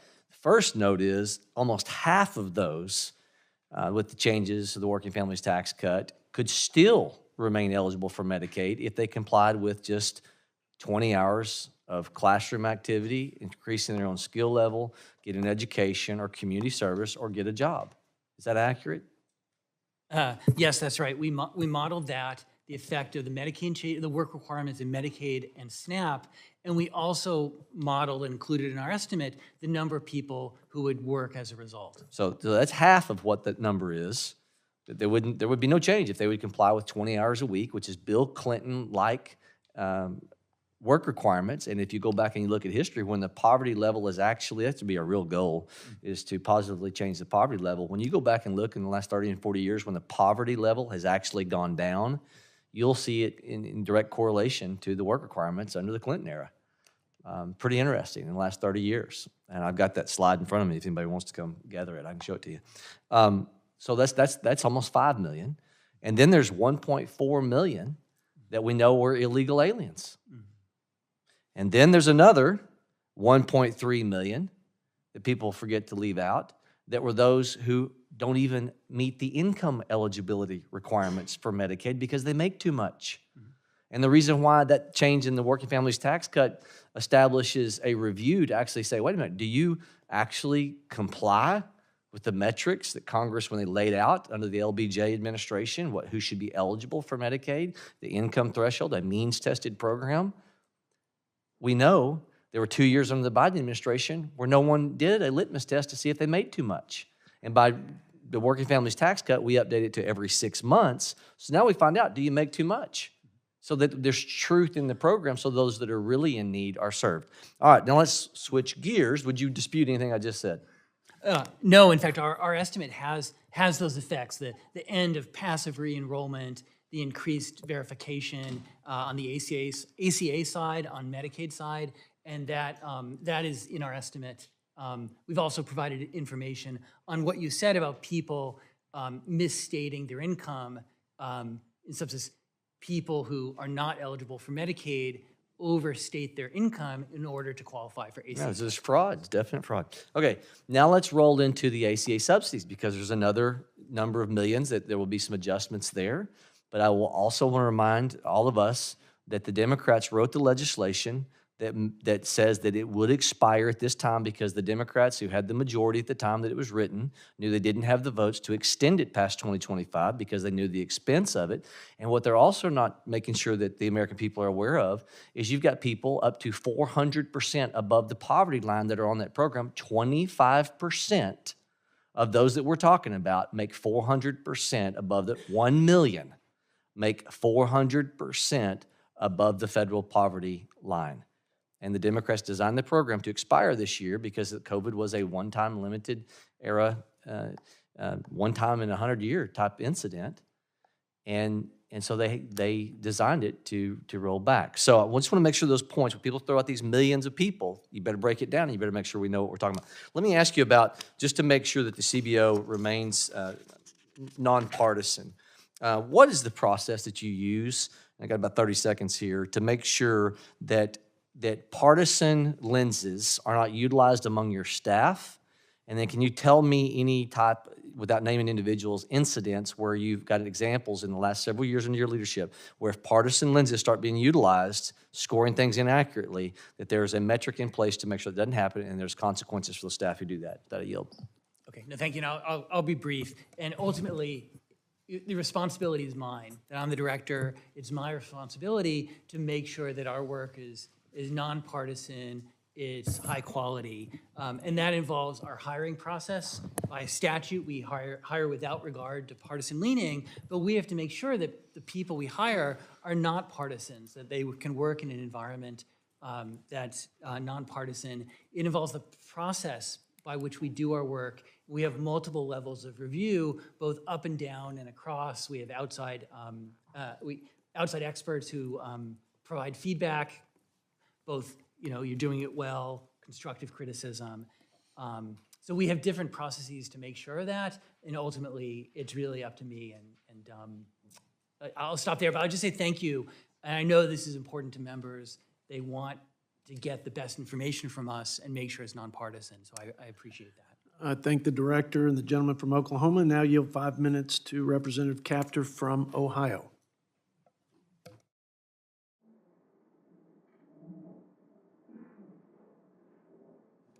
Thank you, Mr. Chairman, very much. And again, let me say to you, thank you for your measured leadership on this committee. It is deeply appreciated. And to Congresswoman Watson-Coleman, I shall deeply miss her sharp intellect and welcome wit at all times. I want to thank Mr. Swagel, Dr. Swagel, for being with us today. You're here in a way to represent the government of the United States, and but it exists inside a much larger private sector economy, and I just want to comment on that for a second. You have a really hard job. I have to tell you that I am very concerned about our country. I think we are over-leveraged. I am deeply worried about us being over 100% of GDP in terms of our debt. And I don't see those numbers improving under this administration, and that is, an added worry. I think that we as a nation are increasingly dependent on imported goods and losing share in the export market. And that includes imported workers who work for poverty wages in this country, some of whom are being exported now under this Homeland Security regimen. But we have a lot of things imbalanced in this economy. We are not creating enough wealth here at home. And our people are being squeezed on wages and the cost of living. I had a cousin call me this morning. She goes, "Hey, Marcy, I found hamburger. It was $5.61 per pound, except you got to buy 5 pounds. And if you try to buy 1 pound, it's $8. And people are feeling this price squeeze. But this goes back a long way. It's like a snowball that just keeps going down the hill and getting worse. And if we, the answer presently, not by me, but by a majority in this chamber, on the other side of the aisle, is to take away health insurance from the American people. This is part of the cost savings to try to make the accounts balance. It's a very bad decision because it's going to cost more in the long run. If you look at the U.S. debt as a measure of over the last year, has it gotten better or worse? It's gotten worse. We've added another, I think, $2 trillion, $1 trillion, whatever it is. The big bad bill, or whatever you want to call it, didn't help there. Our U.S. debt is going up, and our trade deficit is going up. That means we are importing more. It's shocking to think that 75% of the vegetables and fruits in this country are imported. And we look what's happening in California, in Ohio, in Michigan, all the different issues we're having about investment in this country. We have to focus on private sector development in this country, and the benefits of which should not just be shared by the people at the very top, not at the very top, but we're like over-leveraged in terms of where the wealth in this society is actually going. And we have to grow the middle class again in this nation. This is truly dangerous. And it's one of the reasons for the split in this country politically. It has a deep, deep economic root. So the numbers I have, which is shocking, that in terms of the president's tariffs, that was supposed to make things better, right? Our trade deficit is going up. We are importing more than we're exporting. How can this be with this tariff regime that keeps to be changing every day? But our imports have gone up by 30%, a third. So it's not working. We're going into deeper debt. We're importing more. It's harder for companies to invest in this country, and we have to figure out a better regime to work in the global market, but not penalize the American people, because we're trying to compete with penny wage labor in other places, including this continent, but around the world. So I think the president has to fine-tune his tariff policy, because it's hurting us, it's not helping us. And in terms of the, where the debt comes from, I'm gonna put this on the record because it's important. If you look back, basically, let's not blame parties, or I can do that easily, but our wars weren't paid for. And if you look at in which administrations, going back to the Reagan administration, who added the trillions of dollars to the debt? And I'm going to say the names. President Reagan, $2 trillion to the debt, wasn't paid for. Okay, Bush 2, tax cuts, $8 trillion, all right? Trump tax cuts in the last administration, $2 trillion, and that's going up already. So it's probably going to be 4 to 7 million. I don't know where it's going to end. The wars weren't paid for in Afghanistan and Iraq, and $4 trillion on pandemic spending that we didn't increase taxes to pay for the costs. So one can look at history, but we also have to think about how do we grow a private sector in this country that can afford to pay workers a decent wage so they can afford to live. And we've been going backwards for a long time, and with the ratio of debt to GDP, and I'd like Dr. Swagel to comment on this. This has never happened before in American history. So what? I've been pretty what, flexible on Tripwire- time, so I'm going to continue that. If you'll give us a 10-minute response to Ms. Capter, I'd appreciate it. 10 second, did I say 10 minutes? I like the 10 minute, seconds. Mr. Chairman. Yes, no, I like her a lot, but not that much, 10 minutes. Thank you. Within 10 seconds, I'll say we'll have more information on this in February. And the situation with a deficit today, the deficit this year, in 2025, is a little bit less than the 24 deficit. It's an unusual time to have such a large deficit when we're out of the pandemic, we're out of recession, we're out of war. So that's what's so striking about the current situation. I thank the gentlelady, and now yield 5 minutes to my friend from North Carolina. Thank you, Mr. Chairman. Mr. Swagel, thanks for being with us again today. I didn't come here this morning to talk about tariffs, but I found one of your answers earlier extremely interesting when, and I'm paraphrasing, you said that tariffs made things more expensive on Americans and families and that sort of thing. In that answer, did you consider at all the use of tariffs as a tool, for example, with China, to free up trade for rare earth materials that people here in the United States very much count on? Yes or no? So that wasn't part of my answer, but that's part of the big picture of tariffs. So no, you did not consider that. In your answer, did you consider using tariffs as a tool with Mexico to reduce illegal immigration and the flow of fentanyl into the United States? I think that's a policy. It's not part of my answer, no. Of course, it was not part of your answer. In your answer, did you consider using tariffs against countries like South Africa to reduce racist persecution? Oh, again, it's the same. No, it was not It was not part of your answer. In your answer, did you consider the economic impact of the $21 trillion that the president recently told us has been invested in the United States as a tool for economic impact, to grow jobs, to generate tax revenue, and this possible sustainability of programs like Social Security and Medicare? Yeah, that we are analyzing, and I hope. But was that included in your answer that you gave us earlier?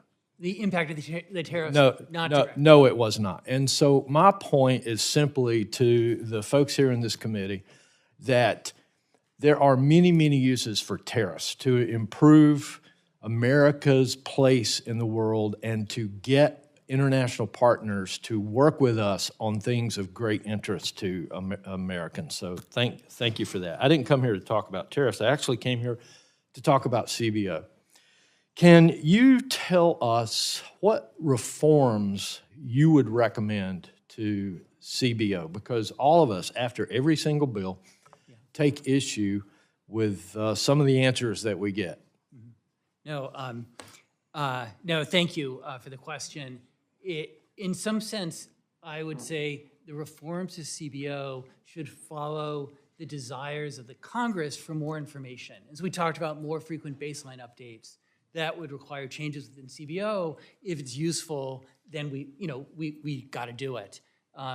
If CBO is built in a sense for regular order, and the legislative process has deviated from that, and in some sense the question is, should we change the way we work and just adapt to the reality of that deviation from regular order? There's things like the baseline construction, the baseline follows the rules set by the Congress. If Congress would benefit from different information, well, then we would provide that. I'll give you one quick example, and then I'll stop. Right. For example, the Social Security program, some people focused on the benefits that have been promised, and some people focus on the benefits that are feasible, the payable versus the promised benefits. We provide both, but one of them is in the baseline and one is not. Tell us a little bit about how you keep score for yourself. How do you maintain your report card on the things that you go and do a look back on, and how frequently you do that? Oh, okay. So we have regular reports, but you asked about me, and I look back and say, well, what did we get right and wrong? And naturally, the big ones are the ones that weigh on me.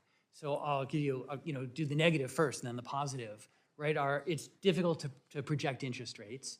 Interest rates have been higher over the last couple of years than we projected, and that has an effect on our projections. And so we're doing a lot of work now on our interest rate modeling. In the other direction, our modeling of the 2017 Tax Act in 2018 and 2019 was spectacularly on target, 99.6, 99.8% accurate for 2018 and 2019. And obviously 2020 is a weird year with the pandemic, but that's in some sense a success. All right. Thank you. Unfortunately, my time is up. So, Mr. Chairman, I'll yield. Thank you. Thank you. I think the gentleman from North Carolina, and yield 5 minutes to Ms. Jayapal from Washington State. Thank you, Mr. Chairman. I want to start by echoing my colleague's demand to call in Project 2025 architect and OMB director Russ Vogt for a hearing. Mr. Vogt needs to answer for the unlawful actions of the Trump administration to withhold funding that was passed with bipartisan support in Congress, not to mention the affordability crisis that's been created by this administration. But since we don't have Mr. Vogt, I'm going to turn to you, Mr. Swagel. I've got some easy questions for you.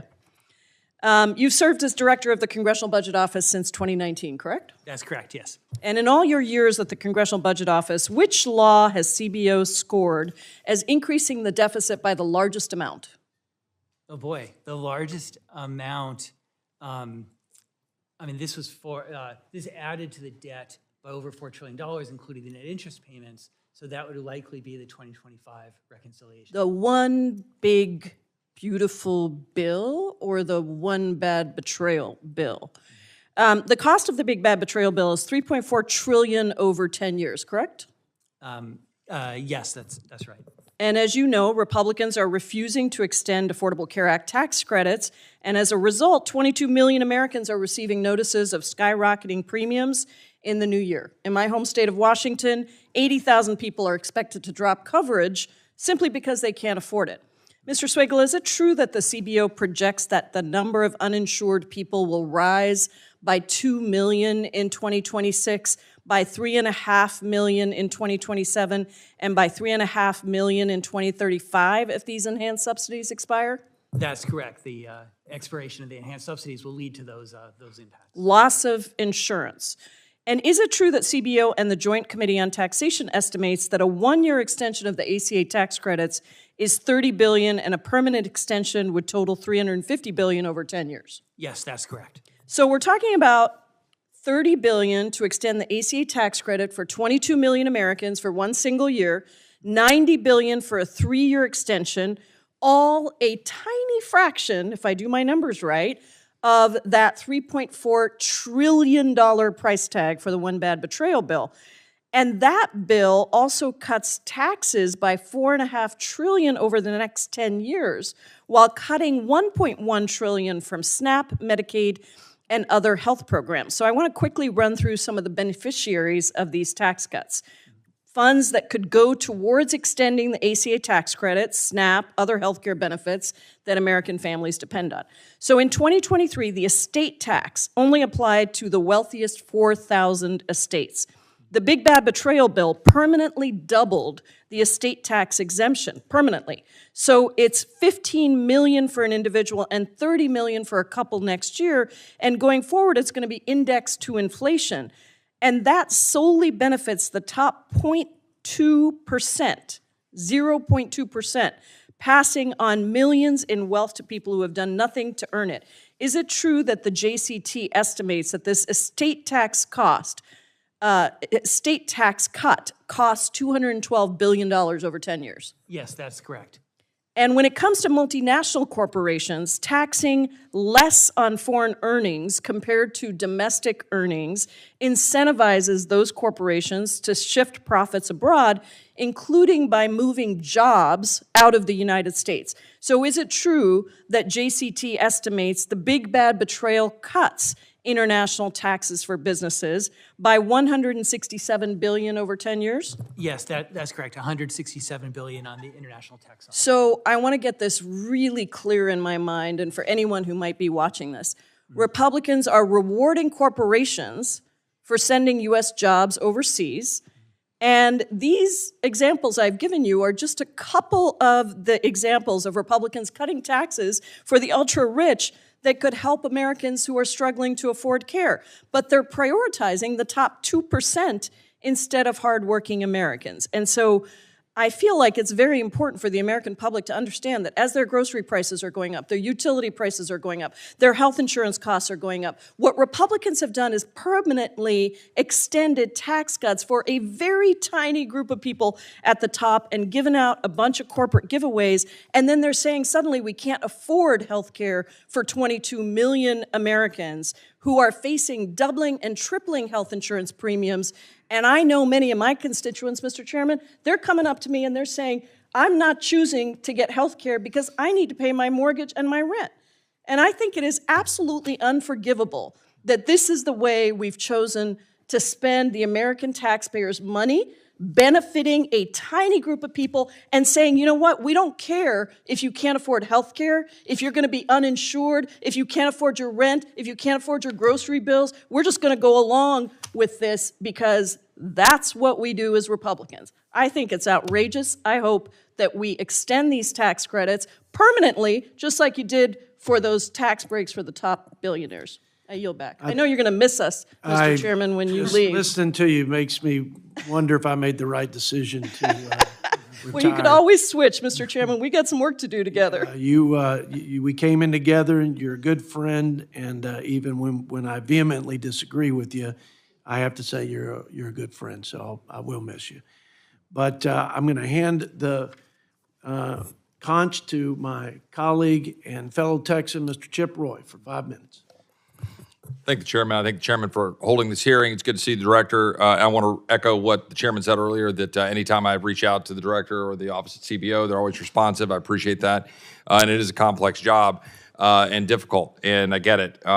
This is an oversight hearing. It's not supposed to be a political stump hearing about various policies, but yet, as politicians do, we've gone down that road. I would, along those lines, try to at least blend the concept of oversight to address a few of the allegations being made by my colleagues on the other side of the aisle. And I just wonder, when we're talking about the subsidies that have been a part of virtually every one of my colleagues on the other side of the aisle's commentary, the subsidies that were expressly adopted by my colleagues on the other side of the aisle unilaterally during the Biden administration as COVID-era credits, that my question for you is would it have been possible for CBO to have made any forecast whatsoever involving those subsidies in, say, 2019? No, I mean, we didn't have those in the baseline. We had the law as enacted by President Obama and not the subsidies. Which did not include said subsidies because they did not exist, correct? Now, so now my colleagues on the other side of the aisle are suggesting that these subsidies that were adopted by their own rhetoric as temporary subsidies and voted as temporary relief for a short period of time, question, were they done so for 10 years?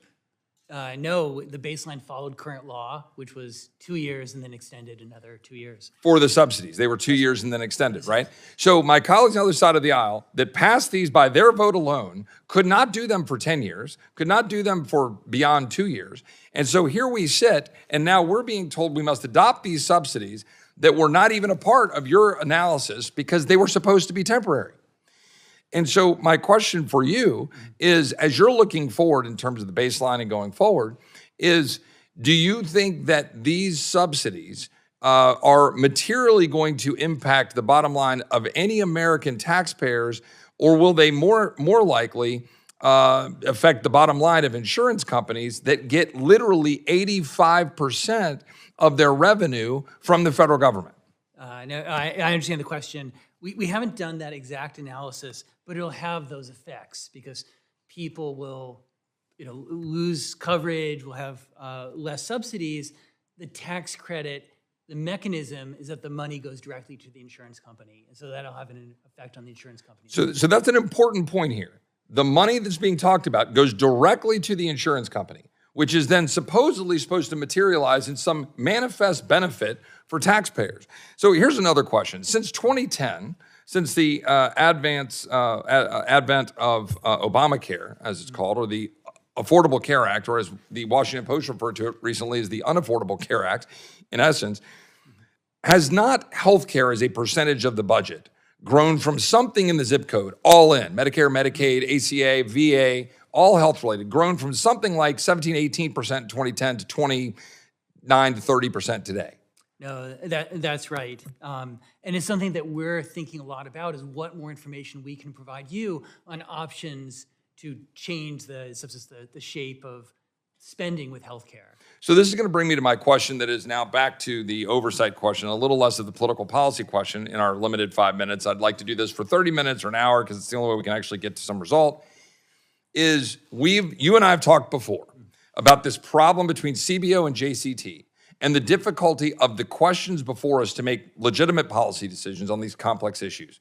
The one in particular, the question that bugs me the most, is if we were to transform our system so that we were no longer acting under the legacy of the wage control environment in which corporations get the tax benefit in a post-World War II environment for providing health care to individuals, but rather for giving those dollars as a expense in their, business to individuals to put into a health savings account.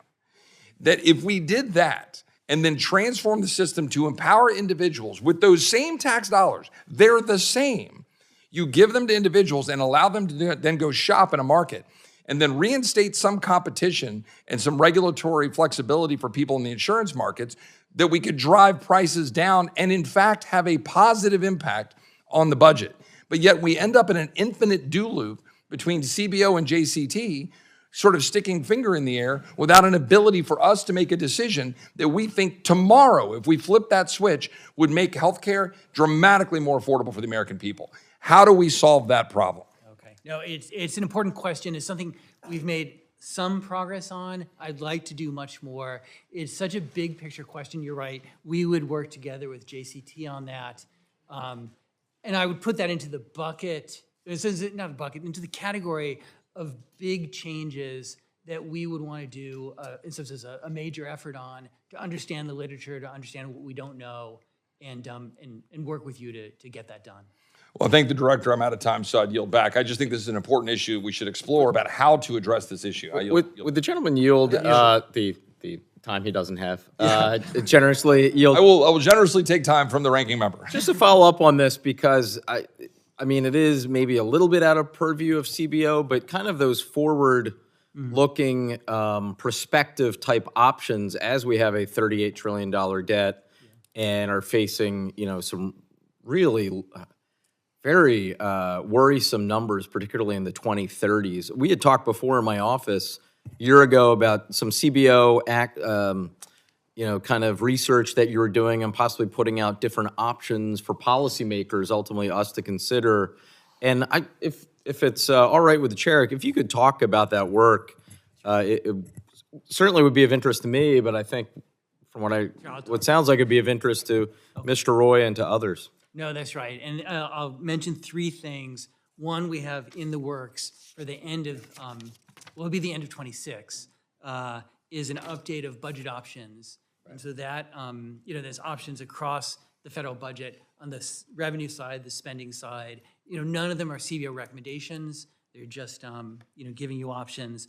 I'd like us to do 2 additional specialized volumes, one on Social Security options and another on healthcare options. The Social Security, in some sense, the number of levers, it's more self-contained, whereas healthcare is just, in some sense, as everything. So that the healthcare would be a bigger, longer horizon. But I'd like to work with you. And let me say to my colleagues that I understand that healthcare is front and center in the debate here and probably in the living rooms, kitchen tables across the country. And I plan on, with the support of my colleagues, having that debate where that is the theme of the hearing with expert witnesses on both sides, because I think it's important to have that debate. I have a lot to say about it myself. I'm trying to stay focused on oversight, but you just know that that is forthcoming in the immediate future.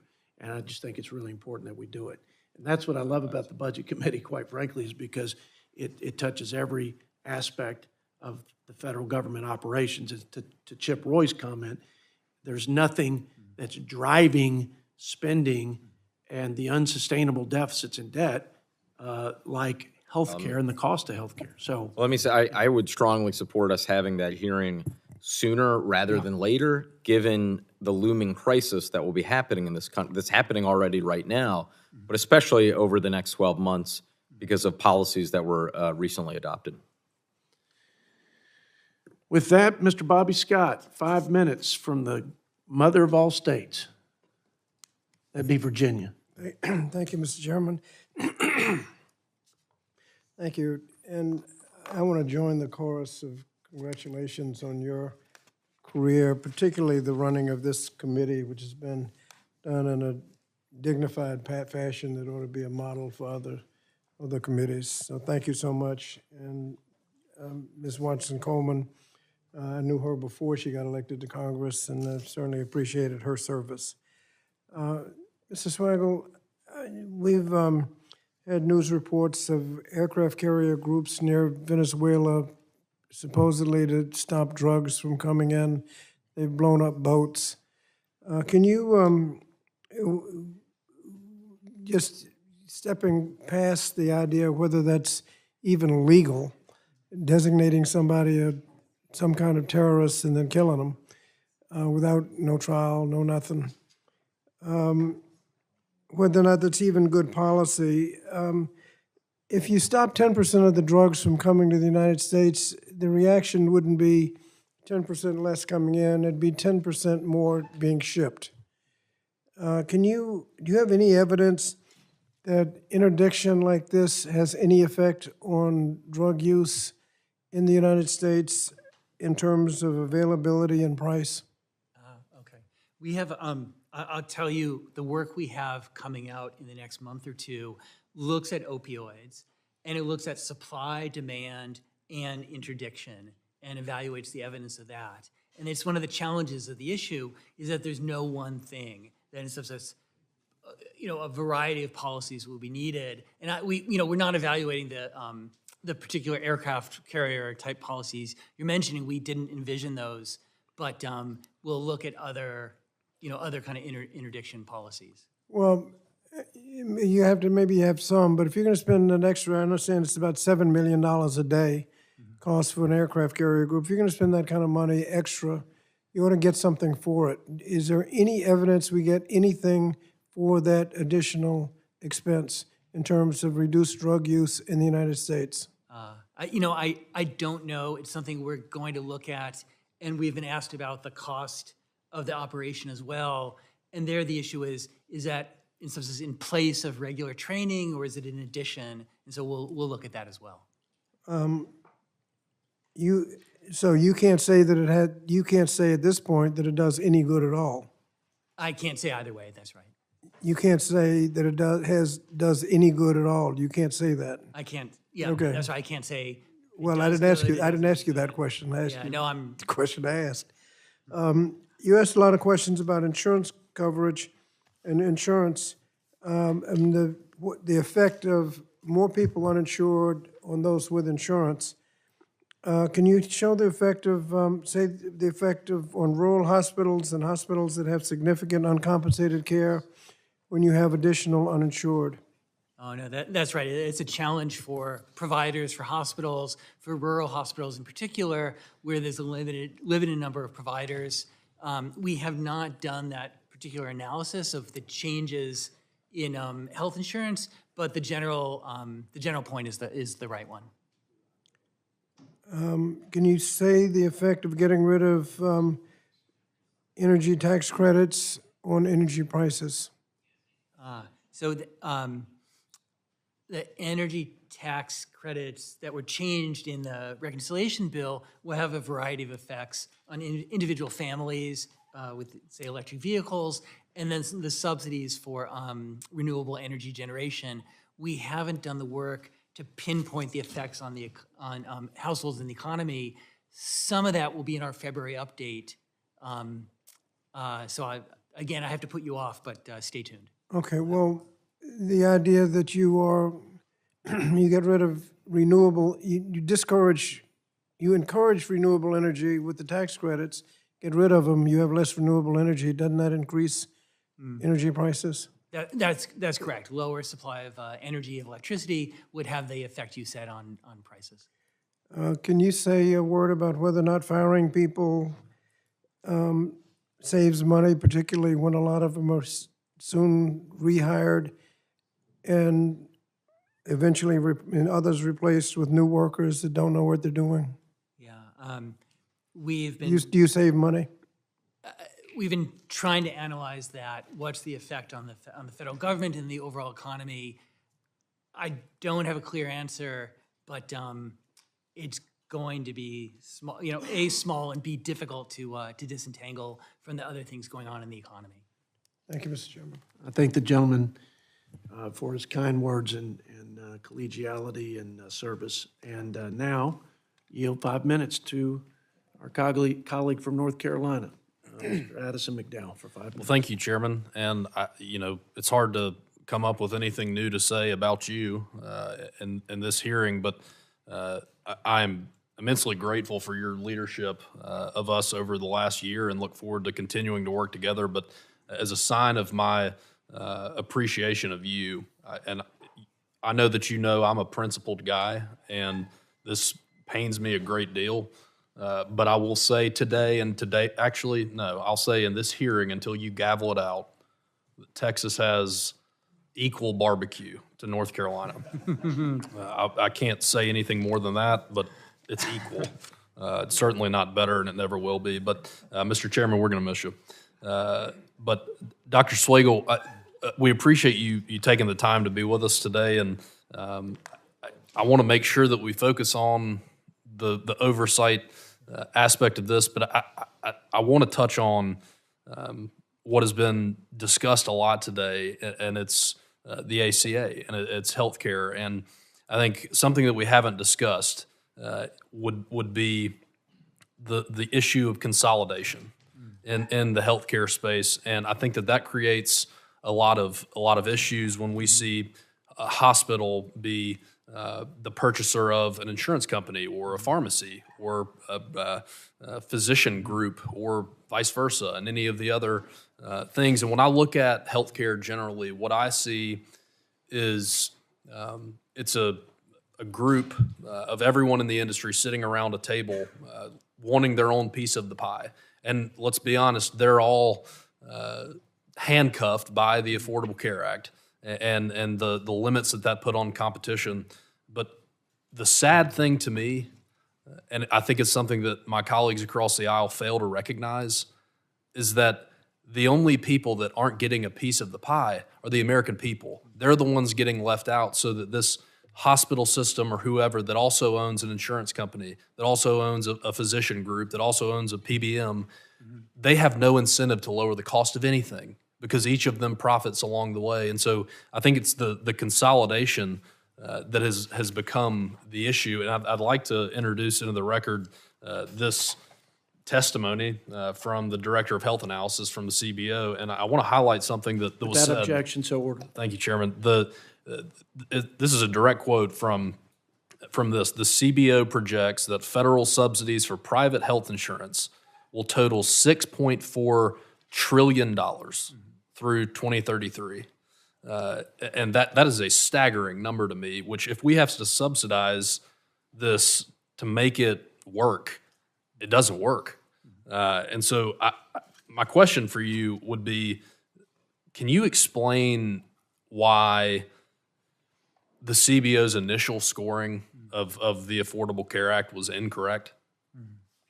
Okay. No, very good. I'm going to answer that directly, and then maybe I'll just say a word or two about the consolidation and vertical integration, which are really at the heart of some of the analysis. So the Affordable Care Act, had many pieces to it, and one of the challenges for CBO is that there are things that were done that were new or the evidence base was narrow. And so, for example, the mandate that had been done in the Commonwealth of Massachusetts, but it turns out that what happened in Massachusetts doesn't really, in retrospect, didn't shed as much light on what would happen for the whole country. So that, in terms of the uptake in the exchanges, was much less than CBO at the time expected, whereas the uptake in Medicaid, the Medicaid expansion, was much more. And so that's just one example. It's really the challenge is something so new and so big that the agency is going to do the best it can, and then just try to go back. And just be honest about it, that like the mandate, CBO has put out other information saying, look, it was just different. I was about to say we got it wrong, it would be another way of saying it, but it was different than what we thought, and here's why. And the chairman said continuous improvement, and that's it. I mean, we've got to do that. Maybe 10 seconds on consolidation and market power, and those are incredibly important questions. As Chapin White in the testimony talked about that. The vertical integration showed up. We have work on the 340B drug program. The integration you mentioned shows up there. It just shows up everywhere, and we're doing more work on it. But you've got your finger on exactly the key issue. Gotcha. Well, Mr. Chairman, I do have some questions about transparency I would have liked to have gotten to, so I'll submit those for the record, but yield back. Okay. No, thank you. I thank the gentleman, and now yield to my friend from Kentucky, Mr. Morgan McGarvey, for 5 minutes. Thank you, Mr. Chairman, and thank you, Dr. Swagel, for being here today. You are an expert. You are nonpartisan. That's something rare in Washington these days. It means that neither side likes you, and both appreciate the work that you and your staff do, because it's really important. The budget is our ultimate policy document. It's a moral document. And it's so much more than spreadsheets and esoteric terms, because it shows up for people in our communities in ways that they can see and they can feel. It shows up in their monthly bills. It shows up in their health care, their child care. It shows up in their insurance rates. It shows up in rent and mortgage and the cost of groceries and food, and how much food is even in the pantry, and their kids' opportunities in education. The things we do in this budget, they show up and people see and feel them. And I think that's particularly true right now. Everywhere I go in Louisville, Kentucky, people are talking to me about these budgetary policies and the ways that they impact them. In fact, just this weekend, I was out in Louisville and I got stopped by a couple who own a small business, and they said, "We've been listening to you. If you need one more story about the cost of healthcare, here's ours." And they own a great business in my town, and together the two of them are on the Affordable Care Act. They pay $625 per month. So it's not free, $625 per month. Without the Affordable Care Act tax credits, they told me that their premiums are going to go to $2,501 per month for the two of them to have health care. They run a great small business, but no small business owner can afford to do that. So as we're talking about these ACA tax credits, Dr. Swagel, if we don't extend the ACA tax credits, our out-of-pocket costs for families that rely on them, like the small business owners and entrepreneurs in Louisville, Kentucky, going to increase significantly? Yes, the out-of-pocket costs will increase with the end of the subsidies. The impact will depend on people's age, people's income, and there's some groups that will have quite large changes in out-of-pocket costs, and others will have more modest ones. But what I'm hearing is it's going to impact everybody, and this isn't going to just show up in what they pay out of pocket. I'm worried this shows up in how people actually get healthcare, how they take their kids to the doctor when they're sick, how they go to the doctor when something's wrong. If these ACA tax credits aren't extended, how many people does the CBO estimate will lose their health insurance altogether? That we have the change in the uninsured at around 4 million with the expiration of the ACA enhanced premium tax credit. 4 million people are going to lose their health insurance. And why do you think that is? It's, some people will lose access to the subsidy entirely. Some of them might have a subsidized offer of health insurance from somewhere else, but the subsidy might not be enough for them to take it up. And I know you're a budget guy and you're using big budget words, but that means people aren't going to be able to afford it. It's a mix. The cost will go up and people will say, I can't afford that, and then they'll be uninsured. Right. That's what's going to happen. So how many total, because now we're talking about the ACA tax credits. Those expire December 31st of this year. But in previous legislation this year that some have referred to as the one big beautiful bill, I don't think it is that. But there's other Medicaid cuts in there that are really going to impact my state in Kentucky. The Kentucky Hospital Association is predicting 35 rural hospitals are going to close. Hundreds of thousands of my neighbors in Kentucky are going to lose their health insurance. How many total do you all think will lose health insurance? If you combine the Affordable Care Act tax credits not being extended by the Republicans, and if you combine the other changes that have been made, such as in that bill, what's going to happen? Okay, right. So we just talked about the expiration of the premium tax credit, the enhanced PTCs. Within the 2025 reconciliation bill, the changes to Medicaid, we projected that would increase the number of uninsured by 7.8 million. So that's from the Medicaid side. There are changes on the Affordable Care Act side that would increase uninsured by about 2.1 million. So those two together come to about 10 million from the 25 Reconciliation Act. That's 10 million Americans are going to lose their health insurance. Are those Americans going to stop getting sick? No, they won't. Okay, right, and it's going to cost all of us more money. And this is why this is so important for us to deal with, and why it's so important to deal with right now. Because you know what, people don't care about this committee. They don't care about the pieces of paper that come out. They care about being able to take their families to the doctor when they get sick, and that's what we should be helping to do up here. Unfortunately, I'm running out of time. I am extremely worried about the costs going up in food because of policies. We'll get with you on some of that, and especially with the income distribution, how so much more is going to the richest Americans, and it's not being spread across the field right now at a time, again, when there are policies that are they're causing people to lose their health insurance. So thank you very much, Dr. Swagel, for being here. Mr. Chairman, I yield back. I thank the gentleman, and again, remind my colleagues, we will have a healthcare debate and discussion and a good hearing, and it will be in the immediate future, and I'm looking forward to that. Now, we'll yield 5 minutes to my friend from Georgia, Mr. Andrew Clyde. Thank you, Mr. Chairman, and you will be greatly missed as being the representative for my wife's side of the family for many years in West Texas. So I wonder why you were so nice to me all this time. Makes sense. It has been a pleasure working in this committee under your leadership. So thank you very much, Mr. Chairman. Dr. Swagel, thank you for being here. The United States fiscal outlook is worsening under a rapidly growing national debt driven by chronic overspending. Our gross federal debt is now more than $38 trillion, 121% of GDP, and is projected by CBO to reach nearly $60 trillion by 2035 if we fail to act. Is that correct? That is correct. Yeah, yes, sir, that's correct. $60 trillion. That's in our long-term budget outlook. I don't have... Is that sustainable? Right. No, sir, the trajectory is unsustainable. It's not sustainable. So at some point, we're going to have a fiscal crisis in this country because of the national debt. Is that correct? That's correct. Do you have an estimate as to when that would happen? No, and that's the challenge, is that we have a problem, it's unsustainable. We can't say when or what will spark. Have you ever read the book by Ray Dalio called How Countries Go Broke, The Big Cycle? I haven't read that, no. I suggest that you do. I think it will give you some great insight. He came before this committee, and we had a great conversation. He said 3 years. When did he say that? April of this year. April this year, okay. So this makes it more critical than ever for Congress to have a transparent, accurate, and accountable Congressional Budget Office. Yet recent projections have fallen short. In 2023, the CBO underestimated the deficit by more than $1 trillion.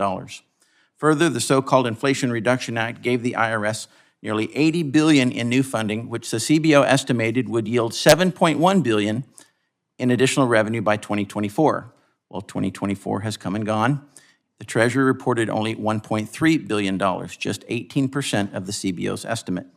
CBO also significantly underestimated inflation, initially projecting 2.5% for 2022 before later revising it to 6.1%. That is a 150% error rate by the CBO. One important way to strengthen the CBO's accuracy and accountability is to ensure outside organizations can replicate its results and modeling. I recognize that CBO has taken meaningful steps toward greater transparency. So, Dr. Swagel, are there any legal barriers, or any other barriers for that matter, that prevent the CBO from releasing its models and underlying data? For some, there are. Some of our models use confidential data. Our healthcare analysis has some confidential data. Our tax revenue analysis uses confidential data. For others, there's not. The tariff model, and I know I know we're going to talk about tariffs at some point today or some other time. Our tariff modeling is all open source, and we're going to put that up on our website in the future. So it's a mix. Okay. So will CBO then commit to maintaining and improving transparency so that independent experts can replicate your analysis? Because if independent experts cannot replicate what you're doing, all right, then there's no audit of CBO. I agree with you. I agree with you. And I'll tell you one other place it's come up. So I agree with you. As an example, our modeling of the impact of changes in taxes on investment. So in the 2017 Tax Act, TCJA, and then this one, we have been having discussion with our outside economic advisors and others on the impact of those tax changes on investment in the economy. And we will put out computer code so that everyone can see what we're doing. And that was suggested by advisors, and it's a great idea. So that is the kind of commitment that we're going to okay. Because I want to believe the CBO's analysis, okay? I really do. But when you guys are so far off on these really important things like the deficit, okay, and like inflation, then it makes it more difficult. In addition to serving on the Budget Committee, I also sit on the House Appropriations Committee, which drafts Congress's discretionary spending bills each fiscal year. Under Section 402 of the Budget Act, bills reported by the Appropriations Committees are exempt from mandatory CBO cost estimates. As a result, appropriations bills oftentimes rely on budget gimmicks, such as emergency designations, rescissions, fee offsets, that obscure the true programmatic levels versus the actual spending that will occur. This makes it harder for members of Congress to make informed decisions when key information is unclear. So, Dr. Swagel, what type of analysis on appropriations bills does the CBO already produce? So we produce a lot of information that goes to the appropriators. Right. We've been increasing the analysis that we put out on our website. And I'm sorry, I don't have at the tip of my finger, tip of my tongue, what the change from what we used to do to what we do now. So I will have to come back to you. And Mr. Grothman, who was here earlier, and I have talked about it in the past, but I'm sorry, it's escaping me right now. So Okay, I'll come back to you. One last quick question.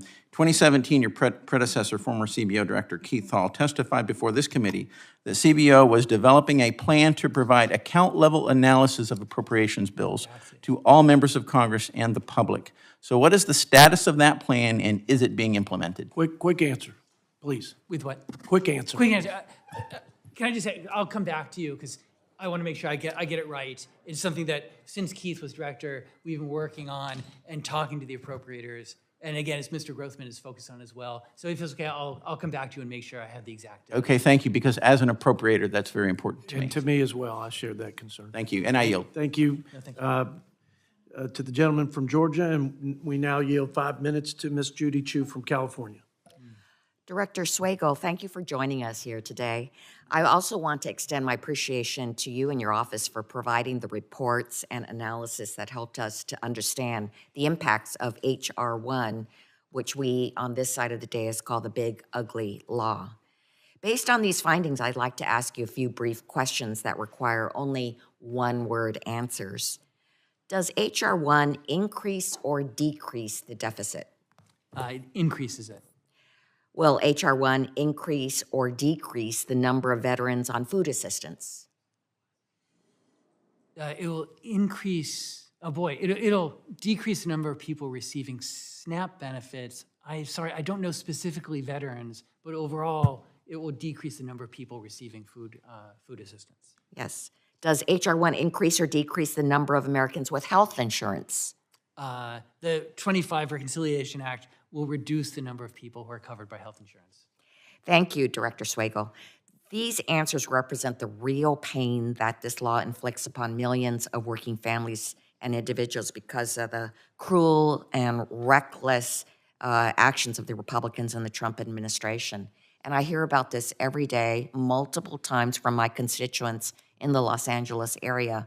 Constance and her son, Ben. Ben is 7 years old and is described by his mom as kind-hearted. He also has autism and is nonverbal. Because of Republicans' gargantuan cuts to Medicaid in their big, ugly law, the services Constance relies on to ensure that Ben gets the care that he needs are threatened. Sadly, Constance and Ben's story is not unique. They are just one of millions of families who will see their lifelines ripped away for no other reason but to hand over trillions in tax cuts to the wealthiest and to please the president. Now, let me say that just over 4 months since President Trump signed the big ugly bill into law, working class families across our country are already feeling the pain and are bracing for even more. Despite their supermajority, Republicans created the longest government shutdown in American history, forcing millions to go without pay and suffer the consequences of their inaction. And that's all because Republicans refuse to work with Democrats to extend the ACA premium tax credits, leaving 24 million Americans reeling from sky-high premium costs. Because apparently kicking 15 million people off of health coverage wasn't enough. And Republicans on this committee are also neglecting a very important responsibility at the core of the very topic we are supposed to be discussing today: oversight. Republicans failed to invite you, Director Swagel, to this committee at any point during the reconciliation process, even though this bill had such drastically negative consequences for so many people's health care. Nor did they invite OMB Director Vaught, nowhere to be found. So it's obvious that Republicans did not want to hear the truth about their own law and what harm it would create to millions of families, children, seniors, and veterans. In fact, they've continued to undermine not just the finding that CBO has produced about the law, but the integrity of the office itself. President Trump called the CBO office Democrat-controlled. The White House press secretary called it partisan and political. So, Director Swagel, how would you respond to the accusation that your nonpartisan agency is acting in a partisan manner? CBO is a nonpartisan agency. We work for both sides, both chambers, and it's really the core of the agency not to provide policy recommendations, not to say do this or do that, this is the right thing or wrong thing, to provide you analysis and not opinion. And what is the proof of that? What would you say? I think in some sense the proof is our work on the reconciliation bill, that both sides got what they needed when they needed it. For the majority, right, my testimony goes through that in some sense our analysis had, made it so committees could hit their marks and get the bill through. For the minority, we provided the analysis that Mr. Boyle is not here, and the leader Jeffrey's staff and others, we understood from them very clearly at the beginning of the process what analysis they wanted and what was important on distribution and other things, on insurance, and we made sure we had that analysis ready when they needed it.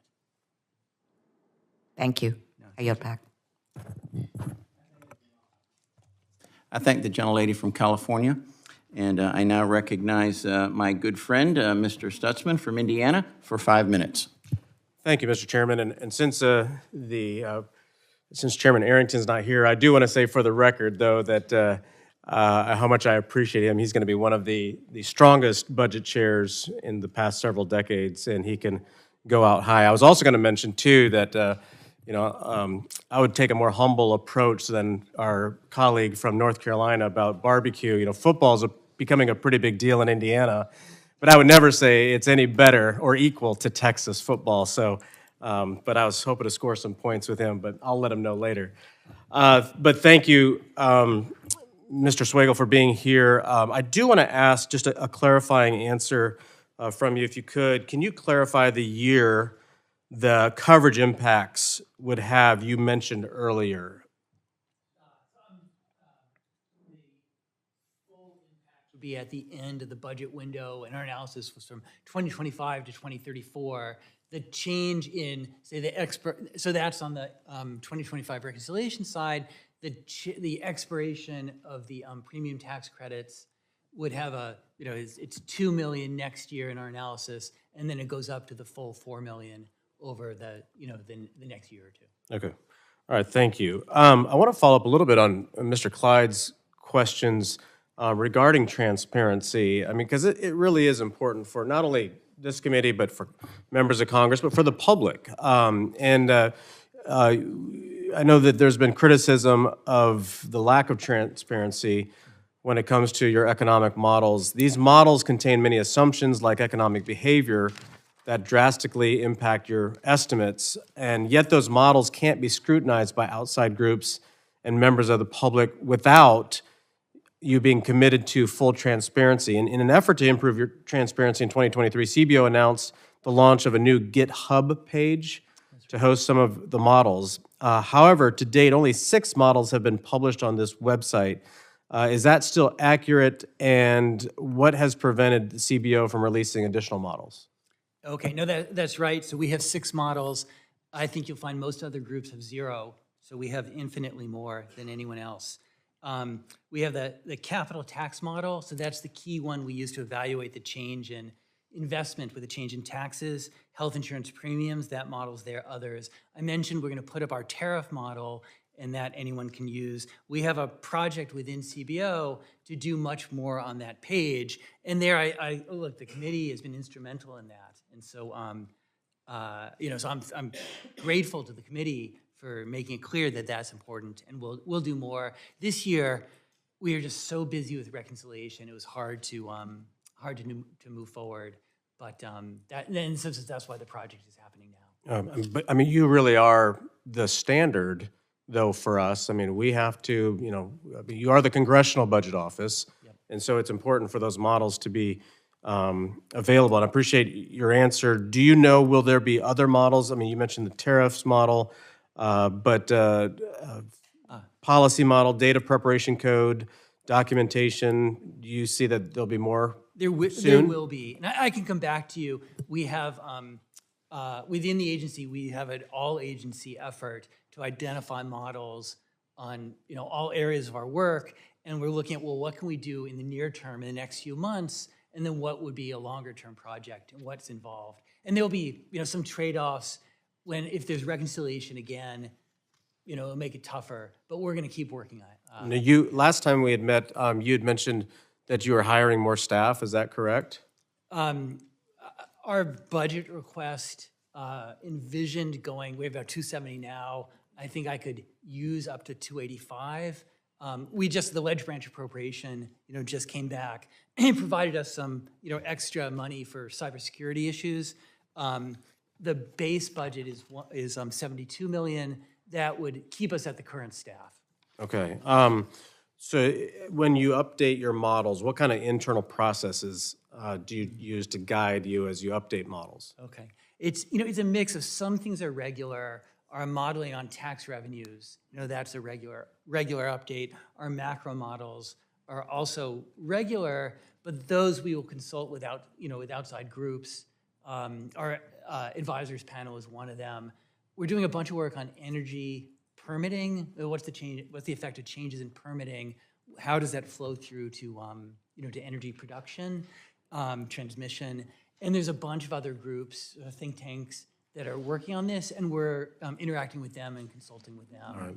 Thanks for being here, and I always appreciate our conversations. I just know how important it is that CBO's numbers are as accurate as possible. I mean, we really depend on those. While we appreciate those on the outside, we work closely with you. So thank you, and I'll yield back. Thank you, sir. Thank you, Mr. Stutzman. And I now recognize from my colleague from Rhode Island, Mr. Amo, for 5 minutes. Thank you, Mr. Chairman. And before I get started, I certainly want to add my voice of the chorus in celebrating the committee's chairman for being such a great member, a great leader. You've been such a gentleman to me in the short time that I've been on the Budget Committee, and I wish the people of Texas's 19th Congressional District well, but they've been very well served. And thank you to our witness for being here.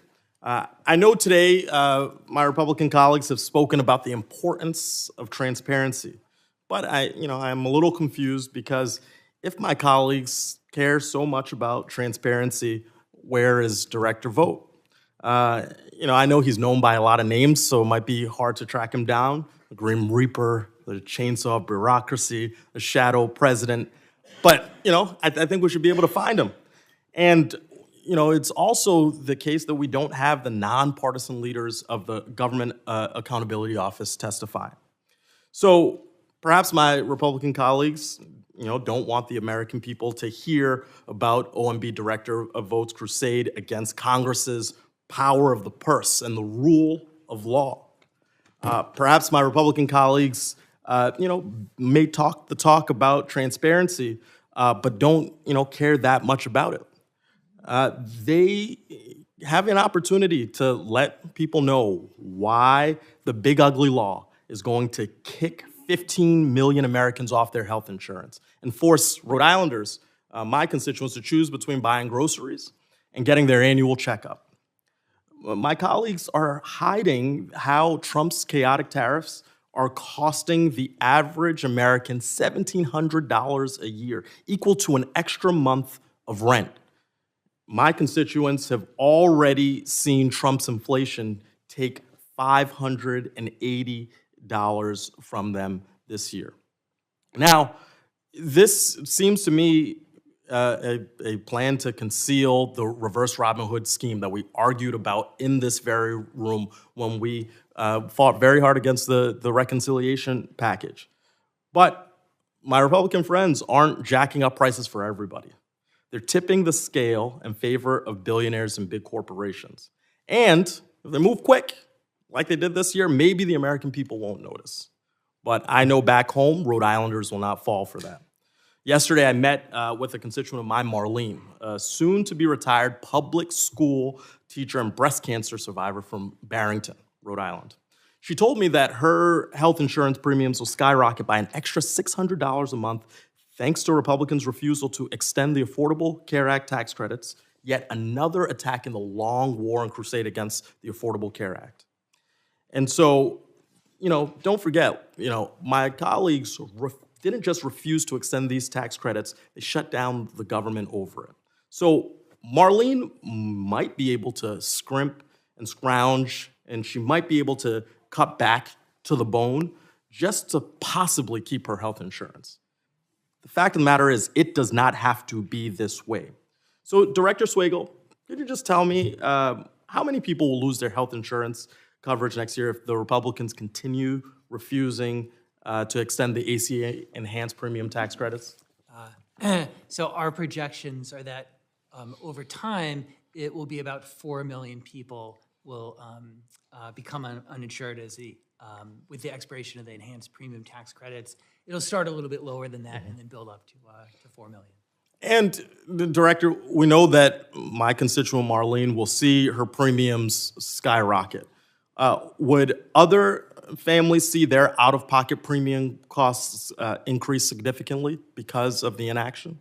That's right. The expiration of the enhanced premium tax credits will lead to higher out-of-pocket costs for people with that insurance coverage. It'll depend on families' income and their age and things like that.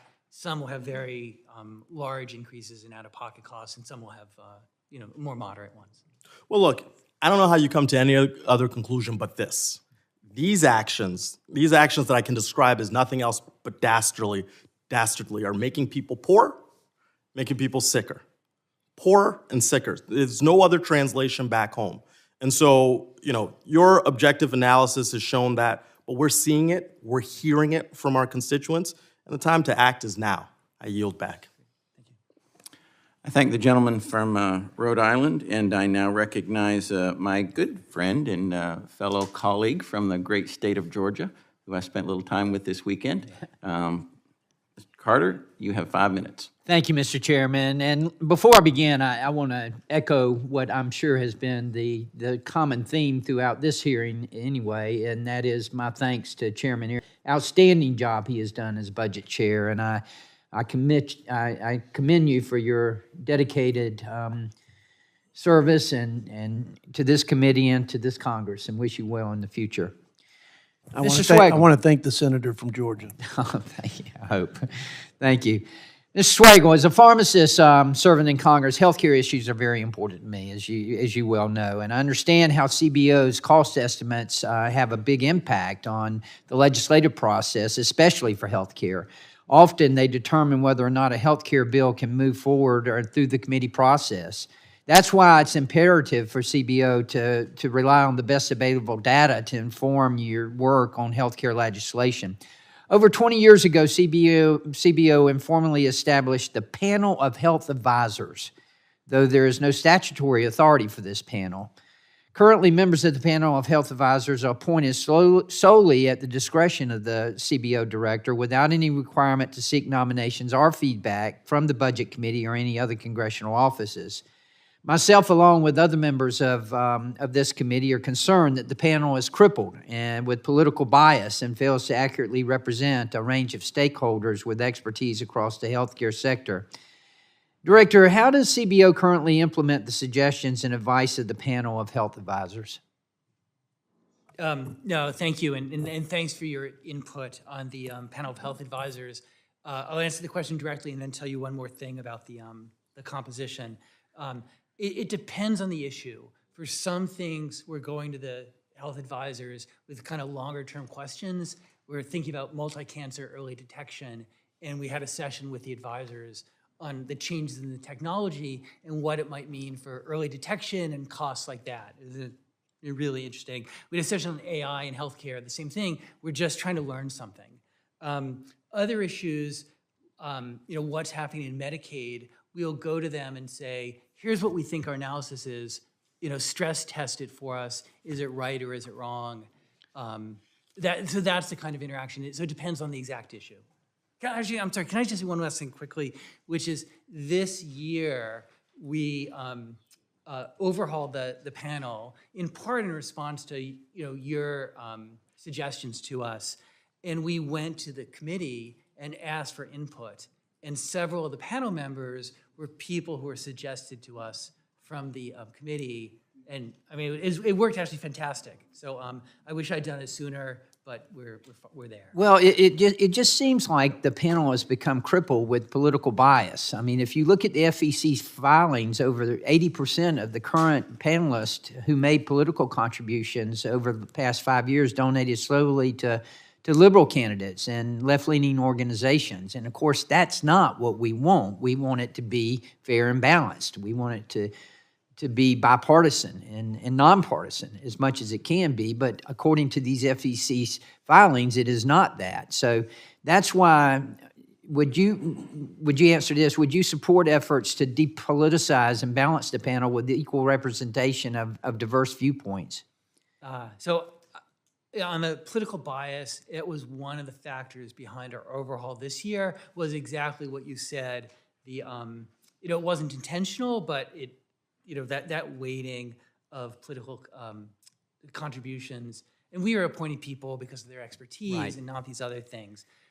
My concern with the proposals to have the members appointed is that I can imagine appointees who are not, this is basically not, they're as advocates and not as experts, and it's just, and that would basically diminish the value of the panel.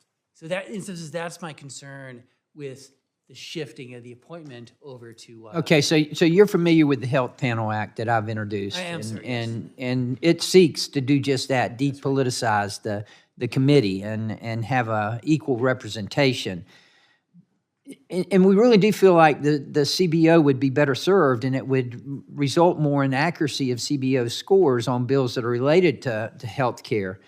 How would the passage of the Health Panel Act improve CBO's modeling capabilities? Do you believe it would, or do you think that, as you stated, that it would become just advocates? Yeah, it's, you know, first of all, we reach out broadly, so it's not just the people on the panel. I mean, they meet once a year. It could turn out great, right? The people who are suggested to us that we appointed from the committee this year have been fantastic.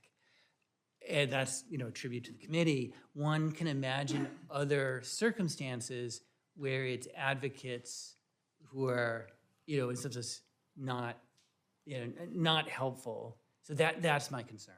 Okay, well, we're going to continue to push forward on this legislation, as you can well imagine. Thank you, Mr. Chairman, and I yield back. I thank the gentleman and now yield 5 minutes to the gentlelady from the Hoosier State, Ms. Erin Houchin. Thank you, Mr. Chairman. I echo the concern or the remarks of my colleagues and appreciation for your tremendous leadership of this committee. It's been an honor to serve under you here. Thank you, and go Hoosiers. Thank you, Dr. Swagel, for appearing before the committee today. As we mark the CBO's 50th year, it is important to remember that Congress created the CBO to provide objective, nonpartisan, and reliable fiscal analysis. That mission is essential to the work of this committee and to every member who relies on the CBO's estimates to judge the real-world impact of legislation. In recent years, CBO's work has often been inaccurate, particularly in the last 6 to 7 years, slow to meet Congress's needs, and CBO's inaccuracies can impact not only how Congress writes laws, how agencies spend money, but also the public perception of the laws that we pass. And it can result in a lack of clarity for the fiscal health of our government. So I'm certainly grateful for the opportunity to explore options to change this reality, and I appreciate the work that you've done so far. But just to highlight a couple of examples, in 2010, CBO underestimated Medicaid projections by more than 6.5 million people, an error rate of more than 130%. CBO tends to overestimate revenues, underestimate cost, miscalculate growth. Under the Inflation Reduction Act, CBO claimed it would reduce the deficit by $58.1 billion, when in reality, CBO had to go back and increase their projections by $428 billion. That was the Joint Committee on Taxation. That was not CBO. Okay. In 2024, CBO underestimated revenue by $72 billion, underestimated spending by $378 billion, underestimated the deficit by $306 billion. 2023, overestimated revenue by $477 billion, underestimated spending by $564 billion, underestimated the deficit by $1.041 trillion. And those are just a couple of examples. So I guess my question is, given the inaccuracies that have resulted, dramatic inaccuracies, these are not pennies that we're talking about. This is in certain cases, $1 trillion of an inaccurate estimate. Can you understand why members of Congress might be skeptical of the CBO's scoring and seek independent reporting as a counterbalance to the misinformation or the inaccurate information that tends to come from CBO? Oh, thank you. It's a challenge. I understand the concern. It's in some sense this today is highlighting one of the challenges I face. The green tax credits was mentioned a couple times, and that by statute that work is done by the Joint Committee on Taxation. By statute, that's them. The $1 trillion you mentioned. Let me start with where CBO was off. And this is something that I've talked about with the chairman before. In my limited time, I just have about a minute and a half left. I really just want to get to the heart of, can you understand why members might have some concerns about CBO's scoring and want to seek some independent analysis outside of that? No, absolutely, and this is where we started. That I understand the concern, and one of the challenges I face is to pinpoint, the things like the green energy credits, where in some sense, I'm looking at the people at the back of the room, they're giving you misinformation, and so that versus the things like interest rates where we were off, and that's a real thing. So, do you acknowledge that the CBO has had inaccuracies especially in the last? I've got more examples here if I could state them, but do you acknowledge that there have been inaccuracies? We are all human. I'll give you one example that you mentioned. Our estimate of revenue after the 2017 Act, 2018 and 2019, our accuracy was 99.6 So, and 9.8%. And then in 2022, after the pandemic, we were much worse.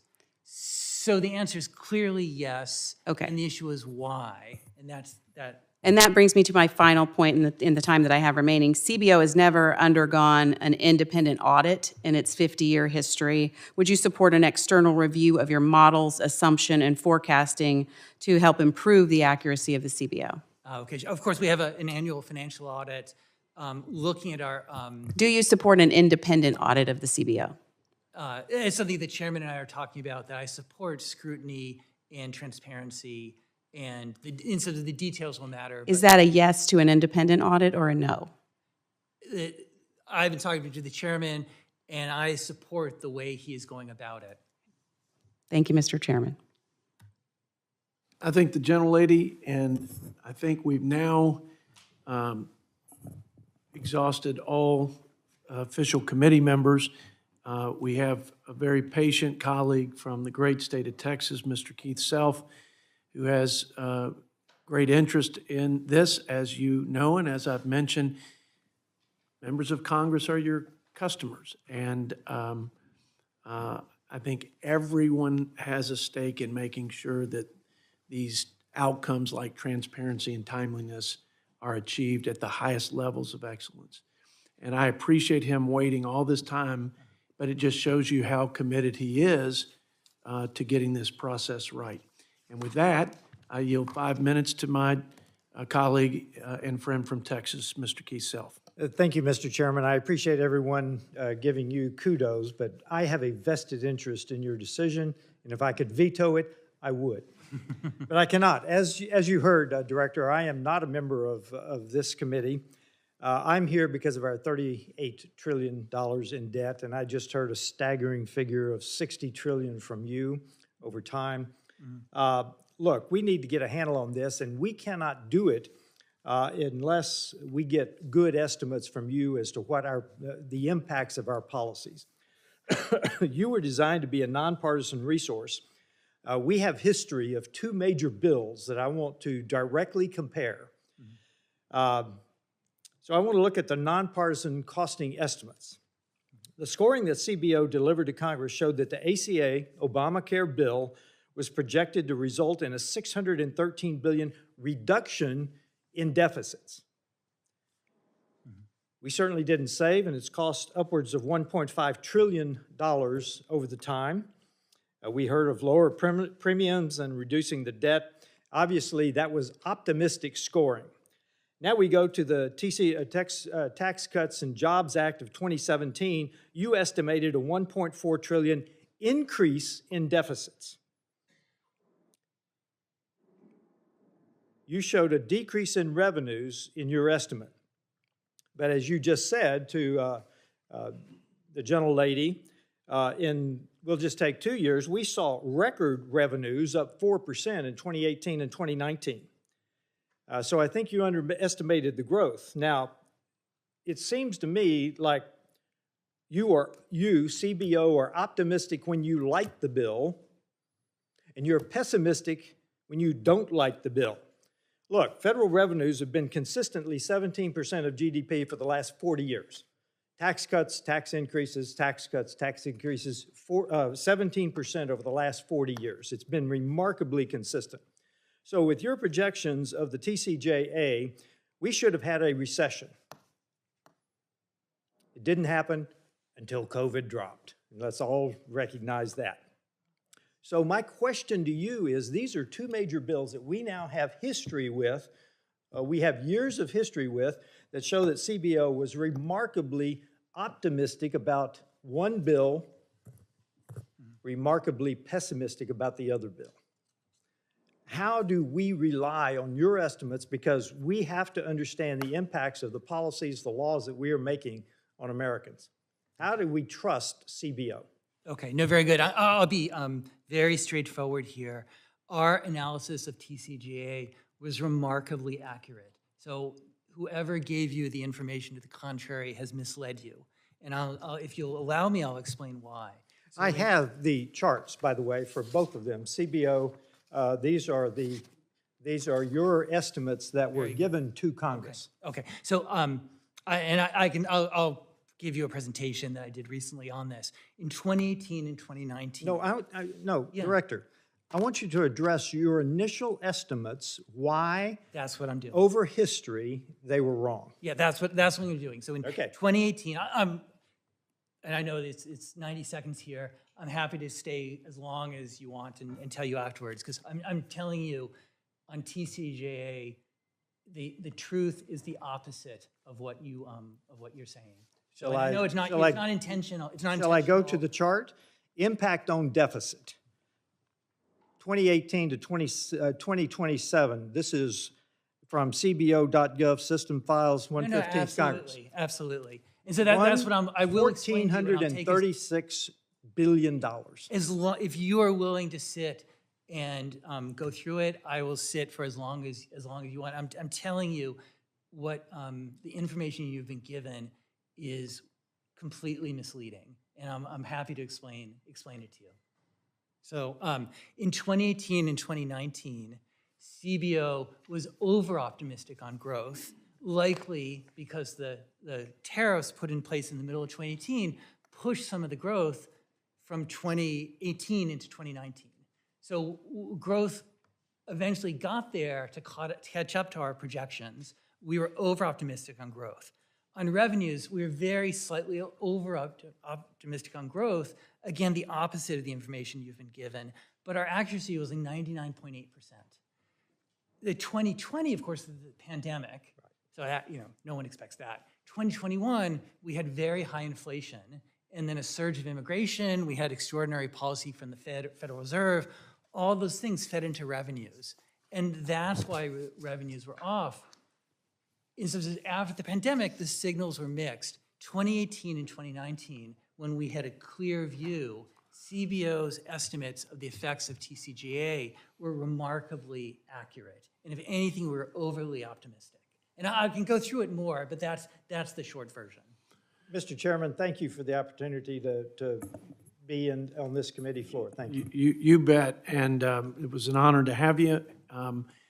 With that, let me make just a few quick closing comments. One is another fellow Texan who sat patiently but had to go to another hearing, Mr. Michael Cloud, wanted to send his thanks and appreciation to you and your team for your responsiveness. Very committed, conservative fiscal hawk in our conference. He doesn't dole out praise like that very often, and so I've got his note right here. But he also said, keep up the work, and implored our committee, not just you all, but our committee, to work with the Senate to pass what we passed out of committee, which was the Cost Estimates Improvement Act, whereby we would incorporate, you all would incorporate interest, not just at our request, but in normal course of business, incorporate the debt service cost as part of the overall cost. When we have $2 trillion in annual deficits and 50 cents or greater on the dollar for every dollar we borrow is interest, it behooves us in full transparency for the American people and our fellow members of Congress to know the complete cost of their great ideas. And I'm totally committed to that, and that's the way we ought to do it. I know you give that to us when we request it. That ought to be normal course. Look, I'm not going to get into any of the sidebar discussions on policy with respect to healthcare and tariffs out of respect for my ranking member who's not here to defend himself, nor are any of my Democrat colleagues. What I want to say is I want to end where I began with you and with your team. You had a lot of work this last several months with our reconciliation bill. You had a lot coming at you from a lot of different directions, and I would say was very impressive and even remarkable at how adept you were at fielding them and responding. I can just speak as the chairman of this committee. You were always open to hear counterpoints to some of your preliminary scores, et cetera, et cetera. Okay, so great work. Keep it up. With the thoughtful and serious posture that I think is demonstrated in this committee now, I'm not sure it's always been that way. I'm very proud that this committee operates the way it does. I'm also very proud that as a result of that, we have passed 14 bipartisan budget reform bills, 2 of which have become law. That hasn't happened in not just 10 years, but 50 years. And that's a tribute to the Keith Selfs, the Aaron Houchins, and the others that were in this room. But and even with the improvements that I heard and I affirmed at the beginning of our hearing that I'd heard from other CBO directors with respect to making your models more readily available to scrutiny, there is one big gaping hole, and it's what Ms. Houchin commented on. And we don't need equivocation on it. We don't have to be afraid of it. I mean, I was advised by my staff, don't be telling the world that you'd let the Democrats pick the independent auditor.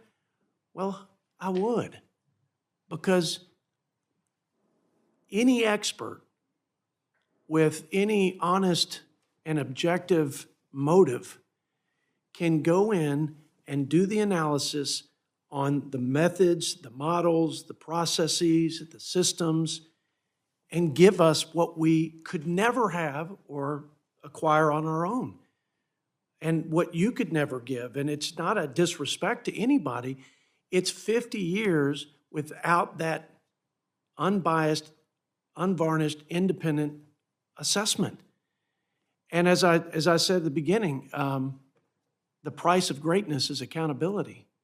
And I don't believe that we'll ever be great at doing this job without it. And I know you're committed to greatness. I know your team's committed to excellence. And I've heard a lot of criticism from both sides. And sometimes I wonder myself which ones are warranted and which ones are unjustified. And I know there is a healthy dose of both. But the best defense for you and your integrity, and the best defense for the credibility and professionalism of your team is to not have you say it or a Democrat politician or Republican politician say it. Have an independent auditor say it. And then let's all embrace those areas where we can improve. And we will be all the better. Congress will be all the better equipped and informed to govern the greatest country in human history. That's what we should all strive for. We shouldn't be afraid of it at all. I'm not. Let's let them pick. I want you to embrace it, Phil. I really do. This is going to be good for everybody. It's a win-win-win. And I'll spare you the response to that. But I couldn't be more full of conviction that this is the path for this committee. It's better if you can do this with me so we can frame it right, because I won't get it right without your help. And I want it to be well received from both sides of the aisle, so I want to work with my Democrat colleagues. But be clear, if you all don't work with me and I can't get my colleagues to work with me on the Democrat side, I will go it alone. And I will be a West Texas Bulldog, and it won't be fun to deal with me until we get it accomplished. And I've talked to the speaker and I've talked to others, and they're committed to helping me. I just think it's better if we do it together. And those aren't threats, it's just my conviction on the matter, okay? With that, thank you for coming. Thanks for your time. Thanks for your insights and your response to the questions, the many questions. And to your team, a hearty West Texas thank you for that great work over the last several months. Big lift there, and you guys did it well. We have Kurt Couchman. I'm submitting two things for the record. My friend Kurt with Americans for Prosperity and Demaine Brady from the National Taxpayer Union Foundation had documents to submit, so without objection, so ordered. Please be advised that members may submit written questions to be answered later in writing. These questions and your answers will be made part of the formal hearing record. Any members who wish to submit questions or any extraneous material for the record may do so within 7 days. With that, we are adjourned.